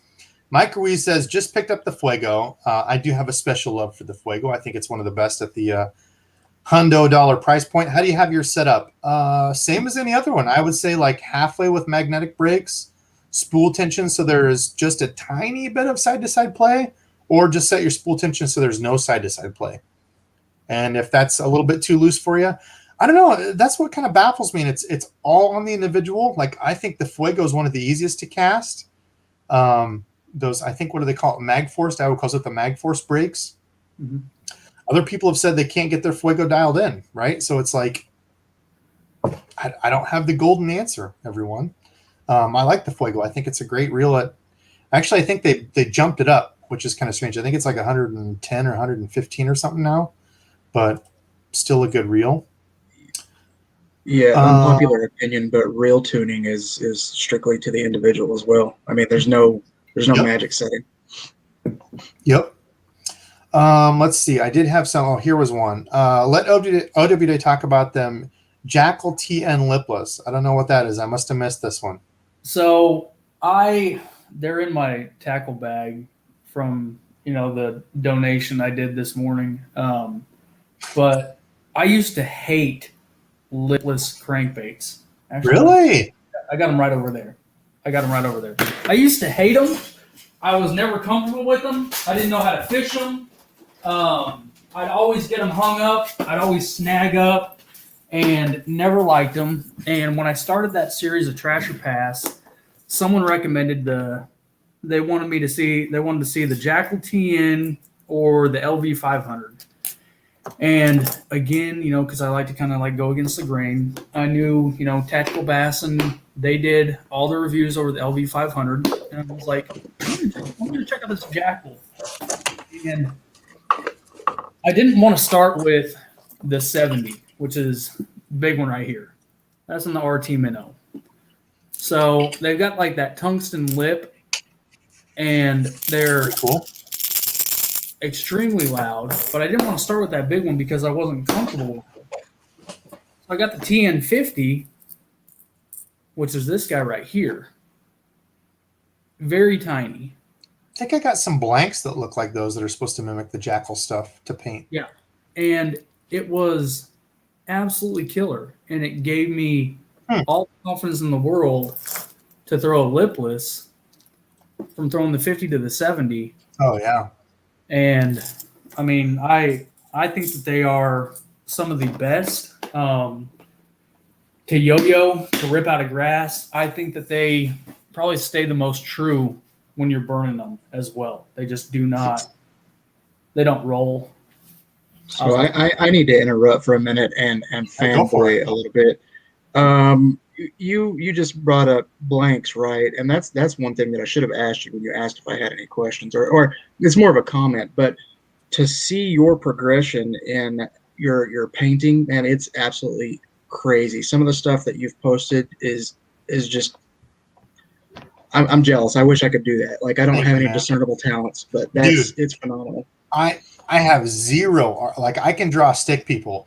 Airbrush is completely different. It's all like, if you know baits and can like blend colors, like I don't know color stuff that well, so that's been a learning curve for me. But I know like bass fishing lures. I'm a nerd when it comes to that. So like mixing your colors and laying those, I guarantee you could do it. If you have fishing knowledge, like I cannot draw worth squat. My handwriting looks like a 10-year-old. Do I have any stuff here? My handwriting is poop. Look at this. I don't even know what this is. There's a phone number. I don't even know whose phone number that is. Rapid fire. These are other old winners. I'll cover that phone number up, but look at that. My hand is not great. Airbrush is different, dude, because the paint's doing its own thing. But thank you very much. So you were going to ask a question about it? Well, no, I meant to say that it was more of a comment. I apologize. Oh, okay. Well, thank you. So actually, I do get a lot of questions on that. So blanks. So people will ask about blanks. Are the blanks as good as the actual company stuff? Some yes, some no. There's been some blanks that like are spot on. Like I've got some of the good blanks that I can't tell a difference, and a lot of the blanks are cheap compared to a lure, right? And that kind of goes into a whole different like downstream. Like I could do a whole live on. I know I've only got a small amount of people that like the painting stuff, but some blanks perform, I feel, just as well. Some blanks are cheap and they're crummy. Don't buy them. And I think you'd be surprised on what, like, okay, I just have this one happen to be sitting here, but this is the Berkeley, what is it? The Square Bull 5.5. I think you'd be surprised if you learned about where a lot of these are made, because there's a couple of manufacturers that make most all of the tackle that people don't realize when you see it's made in a certain place. There's a couple factories that are making pretty much all of the tackle. That's why you're seeing like tackle shortages. And so I think if you got behind the scenes on stuff, you'd be a little surprised, because a lot of it's like a catalog of stuff. Like, I'm not going to say anybody, but multiple companies can pick for multiple blanks and stuff in these catalogs. And if you have a big enough order, like you can start your own company. That's not what I do, and that's not what other small bait makers do. But we buy blanks kind of in the same way at a discounted price. You put hours into painting them and finishing them and putting split rings on. And like the big thing that you're paying for in a custom bait is like that custom touch, from a person, of getting a complete, unique, weird, crazy design that you couldn't get from any manufacturer. Now, I have people ask, well, is that going to save me a bunch of money if I pick up painting? No, probably not. Like, you can find good, you can find a good, like, Alex was talking about Lipless. You can get a Strike King Red Eye Shad, and those are proven fish catchers. Tactical Bassman would probably slap me, but I use the Cotton Cordell Super Spot. Like, I love those. Like, I can lose them. They're like $2 a piece, $3 a piece at Walmart. Mm-hmm. It's not an LV 500. I know that. But I've caught my second biggest fish on a 1/4 ounce, $1.99 Cotton Cordell Spot, 6.5, whatever pound bass on a cheap lure, right? They just work. Those blanks work. And I don't know. So I don't even know where hell I was going with that tangent. Okie, you got me on that. And now I'm getting all stirred up. Yeah, I got him wrong. I'm paying you back for the beard thing. That's all right. I'm sorry. Your beard is also majestic. You can't even call that a beard. Let's just move on. To each his own. To each his own. I'm not mad at you. I still love you. If I give you a hug, I would. Okay. Oh, here was one I had up. I didn't even get to answer it. When we see a 3-way collab with you guys. So we were talking about this beforehand. I told these gentlemen that they reminded me of myself and Randy Randizzle, giving each other crap, having fun out there fishing. Like Randy and I don't know how many times a day I tell Randy that I hate him. Like literally, I'll just be like, I hate you for stuff that he does. And really, it's in a fun, like loving way. Like I don't remember where we were at a couple of days ago. Within an hour of being there, he had caught like 4 fish on a jig. And I think 3 out of those 4 fish, I told him I hated him because he was catching them on a jig. And he's a wizard with the jig. But it's all in good love. So I would love to, if we can work that out. I know I would love to fish with you guys. I'd like to get up and fish with Burley, Bass Geek, Tackle Junkie, Hella. There's a ton of people I would love to collab with. You gentlemen work a full-time job. I work a full-time job. We have kids. Like, it's hard. If we could all do this for a living and just do YouTube stuff and travel and fish, I wish we all could. I really wish we could, but that's not the reality of it. So Dan's one of our good buddies down here too. Oh, okay. Yeah, been able to fish with him. And speaking of kids, that's why I had to leave for a second. I was going to tell you when I got back, but then we started talking about beards and Rudd, and I got envious again. My boy Lawson, it's usually about his bedtime, and I heard him squealing and yelling and everything like that. So I thought that maybe like the wife needed help putting him down. He's autistic. Well, yesterday we put all those. Have you seen those water beads or like Orbeez? I don't know what those are. My kids don't have them. They're super tiny and they expand to like this big. And we filled up the like water balloons. You throw them at each other? No, they're like little beads, like little jelly beads. And we filled up our bathtub, and he's having a freaking heyday in there right now because it's just like sensory overload. Oh yeah, I'm sure. Yeah. That's awesome. Yeah. I've not heard of those. So, okay, probably dating myself. Do you guys realize, I don't even know how old you guys are. I assume you're my age. So I'm 37. Back in my day, we had, was it Orbits? What the hell were those called now? It was a drink with like little suspended balls in them.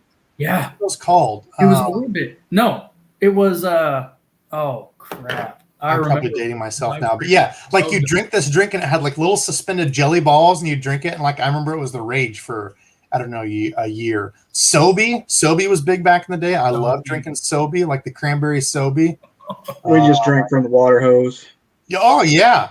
Dude, I'm surprised I'm still alive drinking from the water hose back in the day. That's why we've got such strong immune systems. I don't know about that. I don't know about and moderate brain damage. Yeah, right. I would agree with that. I've been punched in the head a lot too, so that didn't help. Okay, so let's answer some fishing questions. Hour and a half. How are we going to pick a winner, guys? Help me out. How are we picking a winner for this giveaway? Random giveaway, spring tackle. I've got the pen and paper. How are we picking someone? I don't have any sort of fun comment picker. I don't know anything about that stuff. I'm not real technologically advanced. We've still got 200 people on. Like, this blows my mind that there's 200 people on a Saturday night watching us. So we'll go for a little while. We'll try to do some rapid fire questions. I'm stealing from Burley and Paul. Sorry guys, I love you, but I'm stealing from your deal because I like it. So everybody over in the comments right now, that's how we're picking it. Everybody that we have listening and watching, drop a question, rapid fire type questions. It can be fishing related, non-fishing related. Today on my story, I posted combos. So to start out the lead, combos, my favorite combo is pretzel cheese. I'll die on that hill. You can't convince me that there's a better combo. If you guys don't know what combos are, they're like the little round things filled with like a deal inside of it. I immediately went to fishing combo, dude, and I'm like, oh my God. Man, I was thinking about pizza combos. Like, I was on your, I was. See, I've confused the confused of people. Hold on, let me show you. You might recognize it once you see the deal. Combos are amazing. I don't eat them like anymore because I've been trying to be a little bit healthier. But these are the combos. I used to love these things growing up. Combos. I had the what was it? 7-layer dip. They're pretty good. Yeah, it's a good boat snack. I keep them in the boat sometimes. Yeah, I still get that. How about you guys? So, rapid fire question: favorite combo flavor? You eat them? Yeah, no, I know Okie does. There's a pizza. Come on, let's get that pizza. Is pizza your favorite? It's gonna be pretzel and cheese. I love the pizza. Pizza? Okay, yeah, pizza's a good one. I know a lot of guys prefer the cracker cheese over the pretzel cheese. I'll die on the pretzel cheese hill. That's just me. So, okay, so combos. So these are the kind of things I'm talking about. Can be fishing related, not fishing related. Let's have fun. We're at an hour and a half. Everybody that's commenting right now, one of you who's still on, I'm going to pick somebody, whether it's a question, whether it's a comment. I'm going to roll through here these recent ones. I'm going to pick a random person. You're going to be a winner. So I'm going to pick another question to go through to give people a little bit more time. Leave a question, leave a comment, whatever it is. You have to be in here now because it's going to be toward the end of my comments. So you have to be in here to win. If you're not in here and can't claim it, you don't win. I see a lot of pizza stuff. OWD, you might be, Okie, you might be, oh my gosh, I don't know. Pizza. I think it might be pizza as I'm scrolling through here. Gotta be pizza. Okay. Let's pick a random fishing question that we're going to go through. Favorite frog to throw? I think we both, or I think OW already kind of went over that. I've gone over mine. Let's find a more open question. Hey, I'm not mad at this. Cashews are one of my favorite snacks, along with pistachios, but they're like $47 per bag, which is stupid. Yeah. I don't know why, but I love pistachios. My wife loves pistachios. I mean, like, I have to I'll go out to the gas station to get a drink, and I'll see them. And I'm like, I don't want to buy those. They're too expensive. Dude, they are. Here's a fun one. White whale fishing. Have you ever caught a fish on a combo? No, but that would be an amazing challenge video if I did it on like a short rod. I'll do it. I have not. I'm not against anybody trying it. I personally have not. Okay, so what do we see here? Let's find a good fishing question. Favorite snack I see. I've kind of gone over that. We got all sorts of people talking about the combos. I've stirred up the whole combo barrel here. Let's see. Let's find a fishing question. Just because it says fishing, how would you fish a finesse jig in muddy water down south? Okay, so finesse jig, if we're talking about from the bank, generally from muddy water, fish are going to be up shallower than they would be in like dirtier or cleaner water. So like you'd be surprised the number of fish. Like thinking about finesse jig last year, I caught 2 fish that were dirt shallow right next to a log in a foot, 2 feet of water. Just flipping and pitching because fine wood, pitch to wood. Like I preach it. Fish love wood. There's something about fish and hiding on wood. Like they want to feel secure, safe. But I caught multiple good sized fish, like 3.5, whatever pounders around here. That's a good fish, any day. Dirt shallow, working it along that log. So I would say, don't be afraid to go shallower than you normally would in really muddy, dirty water, especially if there's some good cover around. What do you guys think? I think if you're fishing the bank and you don't have cover, I'm going to go with, some kind of loud trailer. Not so much action, but maybe something with a rattle to it, or something that you can add a rattle to. Something to kind of call them in just a little bit more, to give a little bit more vibration, something to hit the lateral line, something that is going to kind of alert them that there's something in that dirtier water. More water displacement. Mm-hmm. Yeah, I may spike my trailer too. Like somebody's talking about chartreuse, but especially in that dirty water, you want a good contrast that's gonna draw that. So just don't leave garlic spike in your boat over the weekend. Or don't spill garlic, spike it in your buddy's backpack while he's wearing it, and then he sticks his hand in it. No, that's bad. Randizzle. My bad. So Dan White, just because, talking old school, my favorite cream lure, I don't remember what it was called, but I remember back in the day, the cream pre-rigged worm? Right? Didn't cream have that old school pre-rigged worm? I remember it fishing as a kid. I forget what they called it, but it looked like earthwormish like. Just because, it reminds me of old school being a kid. That is it. I don't remember what they called it, but I'd have to look it up. Cream pre-rigged worm, Dan. I'm sure nobody fishes them now because they're a snag hazard in 49 states, and you can't fish them. But old cream pre-rigged worm. Hold on, let me see if I can get an image of it. Yeah, here it is. See, I'm not as stupid as I look. Old cream Oh, they still sell them? Hold on, Cabela's still has them, y'all. He's making an order now. Yeah, hold on. Let me get 50s. Oh, it just switched the color. I didn't want to switch the color. Here it was, live color. So it resembled these. It was an old pre-rigged worm that came rigged from cream. I'm sure you guys remember these at Walmart or wherever back in the day when you were younger. You buy they have them. a spinner on the front of them? Yeah, a little spinner on the front of it. So something like that. I mean, Cream now makes, I know Cream's thing is now they say the same lure for less or something like that. They'll make the ribbon tail worms or whatever. Cream stuff still works. It's just cheaper. I know Shields here in Iowa has them, like a big cream wall. I was going to say Danish, but I realize what we're talking about now. Oh, yeah. Yeah, Danish cream. Yeah. The Big Pig 4-inch is a good creature bait from them. Oh, okay. Perfect. So an actual good answer. Sorry, I was going old school with you guys, but Okie with a good, what is it called? The what? The Big Pig. It's like a lizard style creature bait. Oh, okay. All right, here we go. I'm rolling through the most recent stuff. I did see we had a donation come through. I'm going to hit that quick. Usama Khan, hope everyone's having a good weekend. Thank you, dude. Always watching, always supporting my channel. I appreciate you, brother. Let's see. Hold on. We're going to pick someone here. Okay, I'm closing my eyes. I'm doing the random roll. This is not scientific or anything really cool. Here it is. Fishing the Southeast. Oh, my gosh. The question that I answered. Talk about the irony. All right, well, Fishing the Southeast. I don't know if you have a Instagram channel. If you do, hit me up. If not, let me know in the comments now. You have to be on to win. If you're not on, you don't win. Oh, I think you are. What cameras do you use? I am a camera freak. I don't have any fun cameras. I still use a GoPro Hero 4, like old school, because it has the good mic input. I don't know about you guys. If you guys want to talk about your camera gear, sounds like you guys use fancier stuff than I do. Yeah, I've got a Hero 7, a Hero 8, Hero Max, and A7 III. Sony A7 III.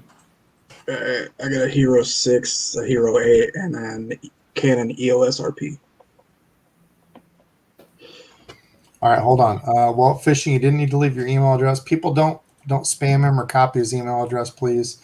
Normally don't ask people to do that, but I'm going to copy it now real quick and then delete your comment so that's not out there for any of the crazies to use. Not that I'd have any of them on my channel, but. Nathan, I saw you talking about gear ratio for buzz baits or ploppers. My buzz bait of choice is the Jamaica Bow buzz bait. I'm throwing it on a 7 gear right now, and I like it for that because that buzz bait you can burn and it stays true, or you can crawl it. Usually when you're going those higher gear ratios, you're losing some of the drag power. like those 9 gear and up, you're not going to have as much drag. So that's why I like to keep it around like 7 or 8 personally.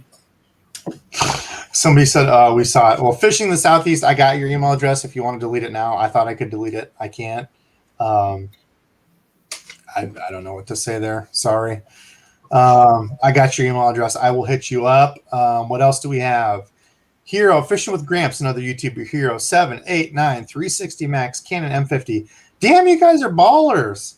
I've got my phone for a lot of the stuff. I actually just got the Sony ZV-1, I think it's called, last year, to do like unboxing and stuff. It's a sweet little camera, but they had a sale for it. Nothing too crazy. I like it. And then my old Hero 4. So, okay, so let's go with some of the quick questions. Did you guys see any fun, quick questions that you wanted to answer? Please jump in. We're going to go rapid fire. We still have 200 people at an hour 40. You guys are crazy. Okay, favorite spinnerbait. Favorite spinnerbait of all time, Mans, just because they're old school. Love me some Mans. Let's see, man, there's a ton of good ones out there. War Eagle, I love. Nichols Pulsators are great. I've actually just been using the Cumberland Pro Lures stuff. And most recent Battle Baits. He's a smaller guy. Super cool. Nice stuff. Those are some of mine. Go ahead, Alex. Megabass V9. Oh, and the Terminator. Terminator makes good spinnerbaits too. I've never used or seen that one. That titanium wire is a little more flex. Yep. They've got kind of more of an oval than a willow shape, and that's my go-to spinnerbait. Yeah, that's like an elongated Indiana blade or something. Mm-hmm. That's neat. Yeah, and that's something to talk about too. Is like I know Terminator does like the S series, the T series, like titanium, steel. I know they do different stuff, like different spinnerbaits. Like some people will use a spinnerbait and be like, "Oh, it's been out once, it's junk." But you have to remember, some spinnerbaits are meant to be kind of like finesse. So like a little bit lighter wire, a little bit smaller profile. So if it bends a little bit, don't be upset. It might just be that way. Mm-hmm. Like not all spinnerbaits are going to be huge, and I think a lot of people get turned off because they think spinnerbaits are going to be like this big, huge blade and this big, huge profile. But man, there's a ton of different ones out there. So, Oki, do you have I don't know, are you a spinnerbait guy? Yeah, well, no, not really. I'm not really particularly comfortable with spinnerbaits. I've got the Terminator, and then I've got a Revenge and Black Widow, and they both thump really hard. So, Okay. Speaking of spinnerbaits, Shannon also asked the cycle bait. I haven't got to use it. I did see Jim Tackle Junkie did a video on it, and he showed kind of the movement. It does have like a weird shimmy movement. I've been interested. I was going to put in another, the hell is it, Carl's order. I just haven't done it. But I'm interested. They've got some cool stuff over there that I'm kind of interested in. Thoughts on Carhartt fishing? I don't know. Do they have like a weird thing going on? I don't know. I don't know if they have a. Yeah, I didn't know they were into fishing. I don't know. I know Carhartt stuff. I usually don't buy it. It's like way too expensive for me. But I mean, I have a couple Carhartt things that are good, so I have nothing. I was asking about Crocs. Like, is that even a question? You rock out with your Crocs out. Crocs. I know some people love. Doesn't Fluke Master love the Crocs? Like he'll die on that Crocs hill. I've never been a Crocs fan, so I honestly hate open-toed, open-shoed stuff. Hate sandals. Hate Crocs. Dude, if I could go like tennis shoes, basketball shoes with socks, that's how I'm rocking all the time. That's just me though. I'm barefoot. See, flip-flops. Always. It's the Okie. Like I embrace it. I hate them. Like, dude, my feet stink. So like whenever I wear flip-flops, it's like stank. Wafting up. So if you're like sitting with people, I'm like, oh my God. Like if I can smell it, I know everybody else can smell it. My feet reek. So I guess that's kind of what got me off them, but I don't know. Tennis shoes, running shoes, and socks is my deal. Let's see. Topwater. Topwater's nuts in Texas right now. Well, JPAP967, I hate you officially. Because water was still 56 degrees here in Iowa yesterday when we went out. Still chilly. What are your favorite topwater lures other than frogs? Well, we talked about the plopper earlier, Alex, OWA. I like the plopper, so I was not on the plopper bandwagon for a long time. Thought it was a gimmick, thought it was stupid. I think it's a great way to cover water. Of course, the buzzbait is a timeless classic. Like, it still catches tons of fish. And I actually fish a buzz toad, honestly, more than I fish a buzzbait now, which is like a buzzbait buzzer thing with like a wire that comes down to a hook with a keeper.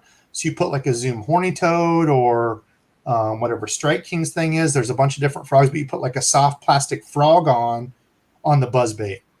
I fish, honestly, those more. And I know there's guys that will go different, like temperatures. Like, once the water's warmer, you go with a buzz toad versus a buzzbait.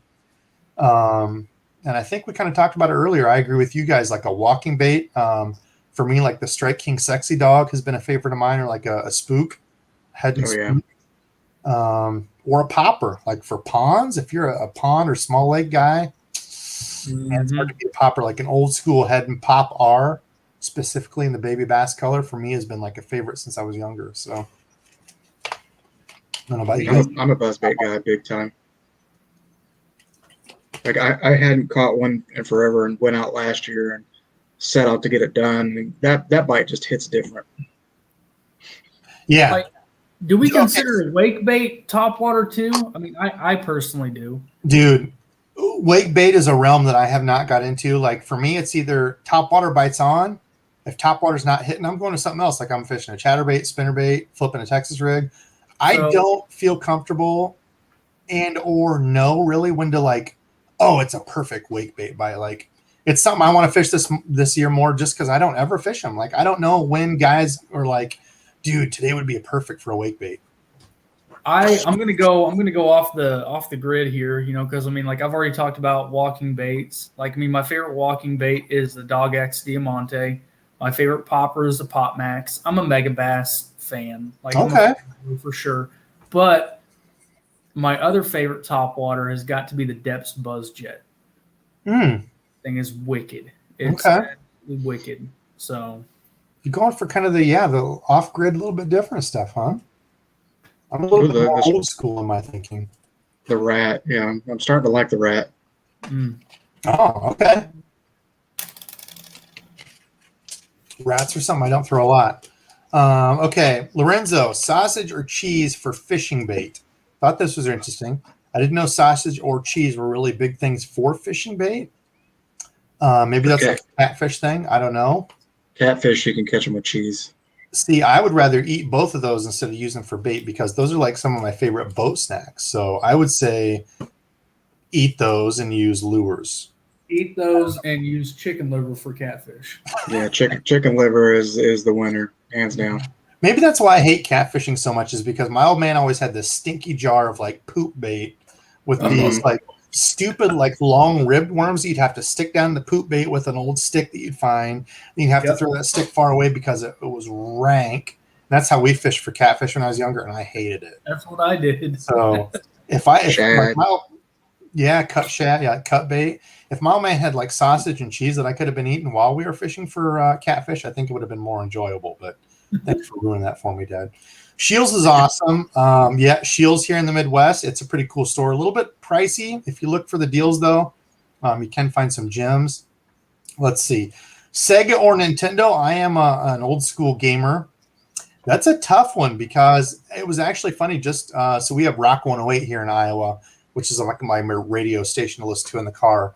And they were just saying it was I don't remember what anniversary of the Sega Game Gear, which, funny enough, my parents splurged on to get me. They didn't have a bunch of money back in the day, but they splurged and got me a Sega Game Gear, which was a big deal over the Game Boy because it was color.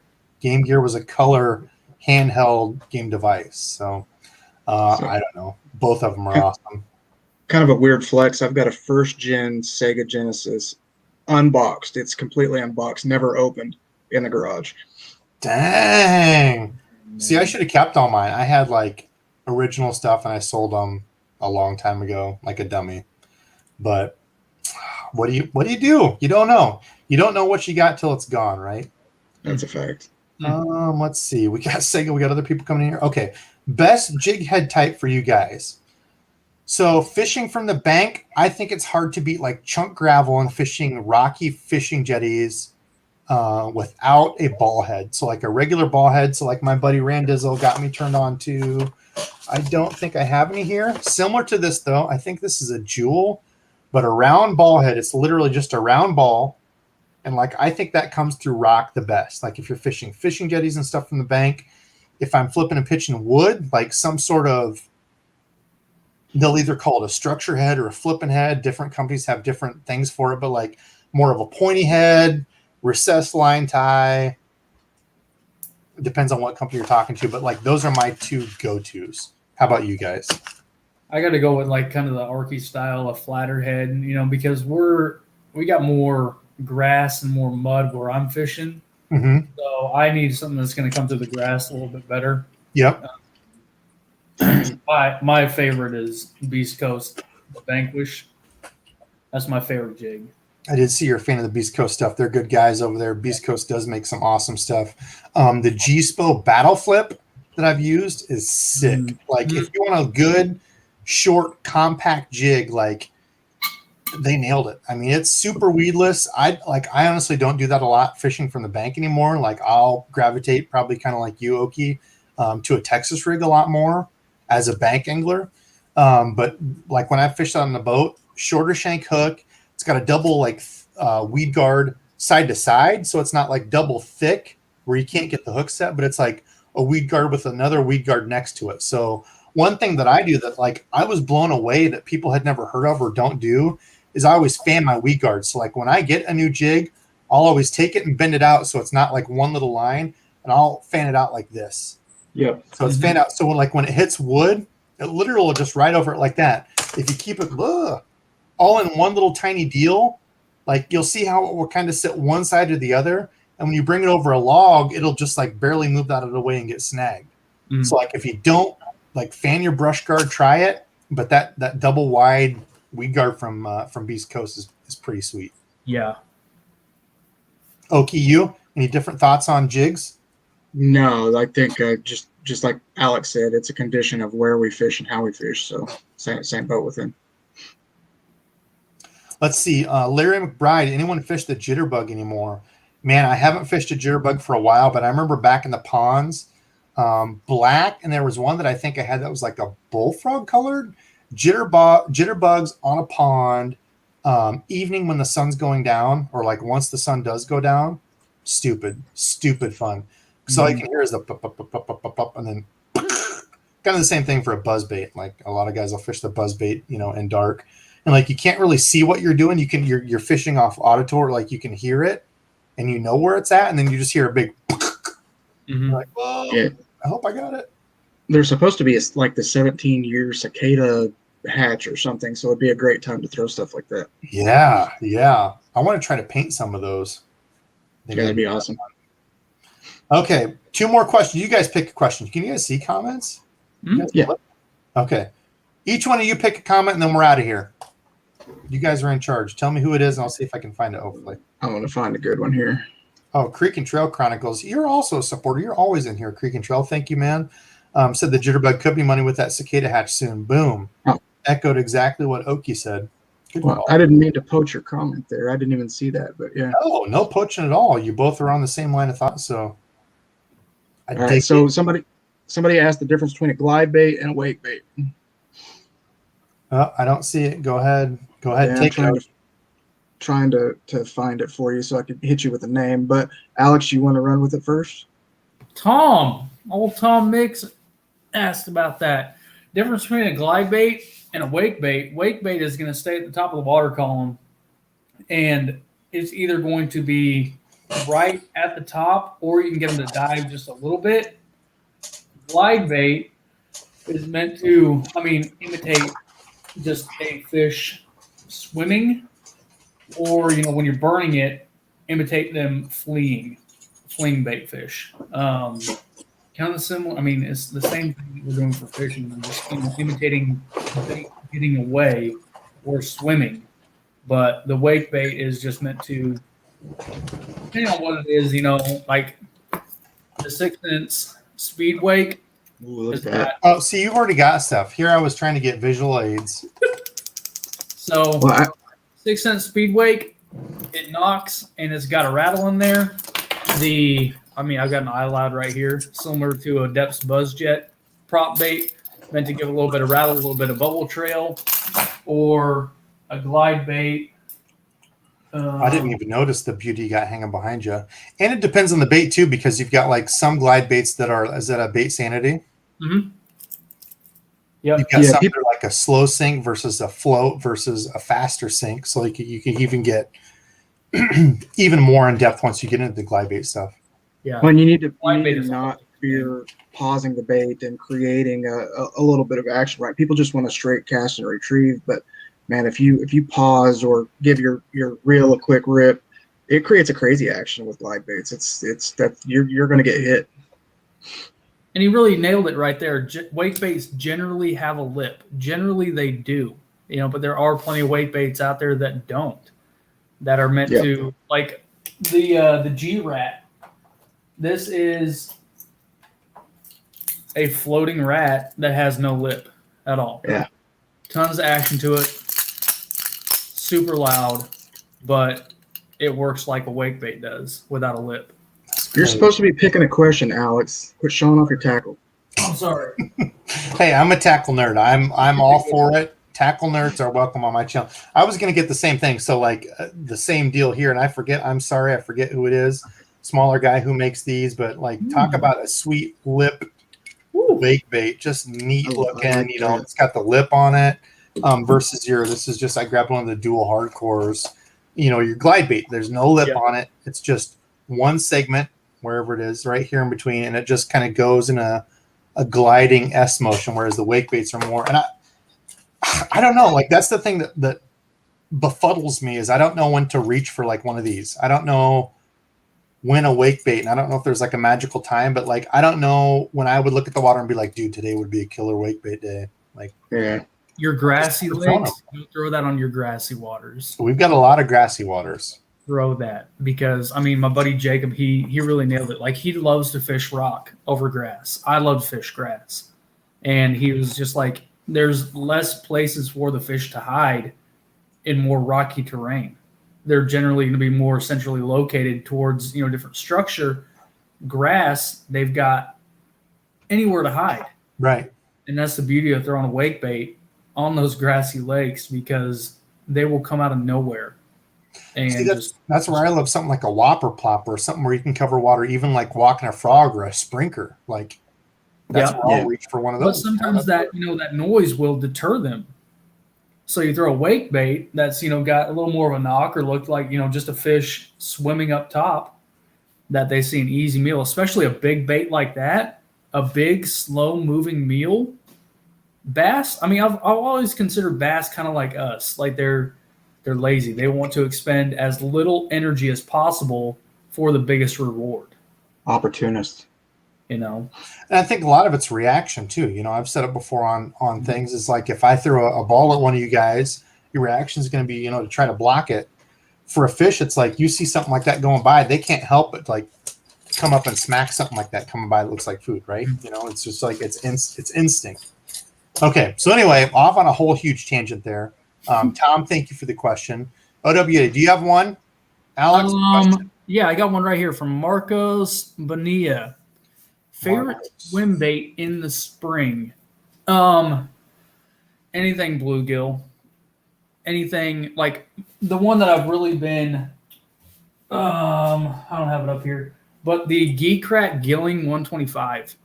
That is a little suspending swim bait, and that a lot is very similar to like a Buka bullgill or the baby bullgill, but anything bluegill, especially around springtime, one that you can burn, that you can pause, let it die, whether it's floating or suspending.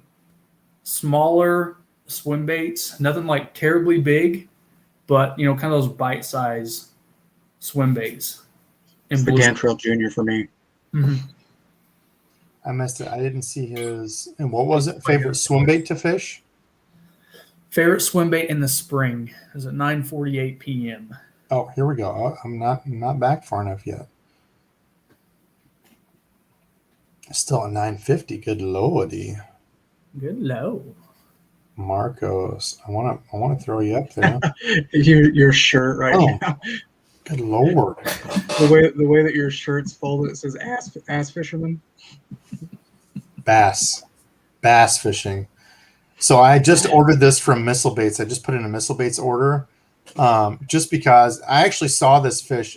I don't know. So I don't know if John Cruz owns Missile Baits or how he's affiliated with them, but he shared something on his thing. He's like, oh, new shirts. I'm like, dude, that is so true. Like bass fishing is my therapy.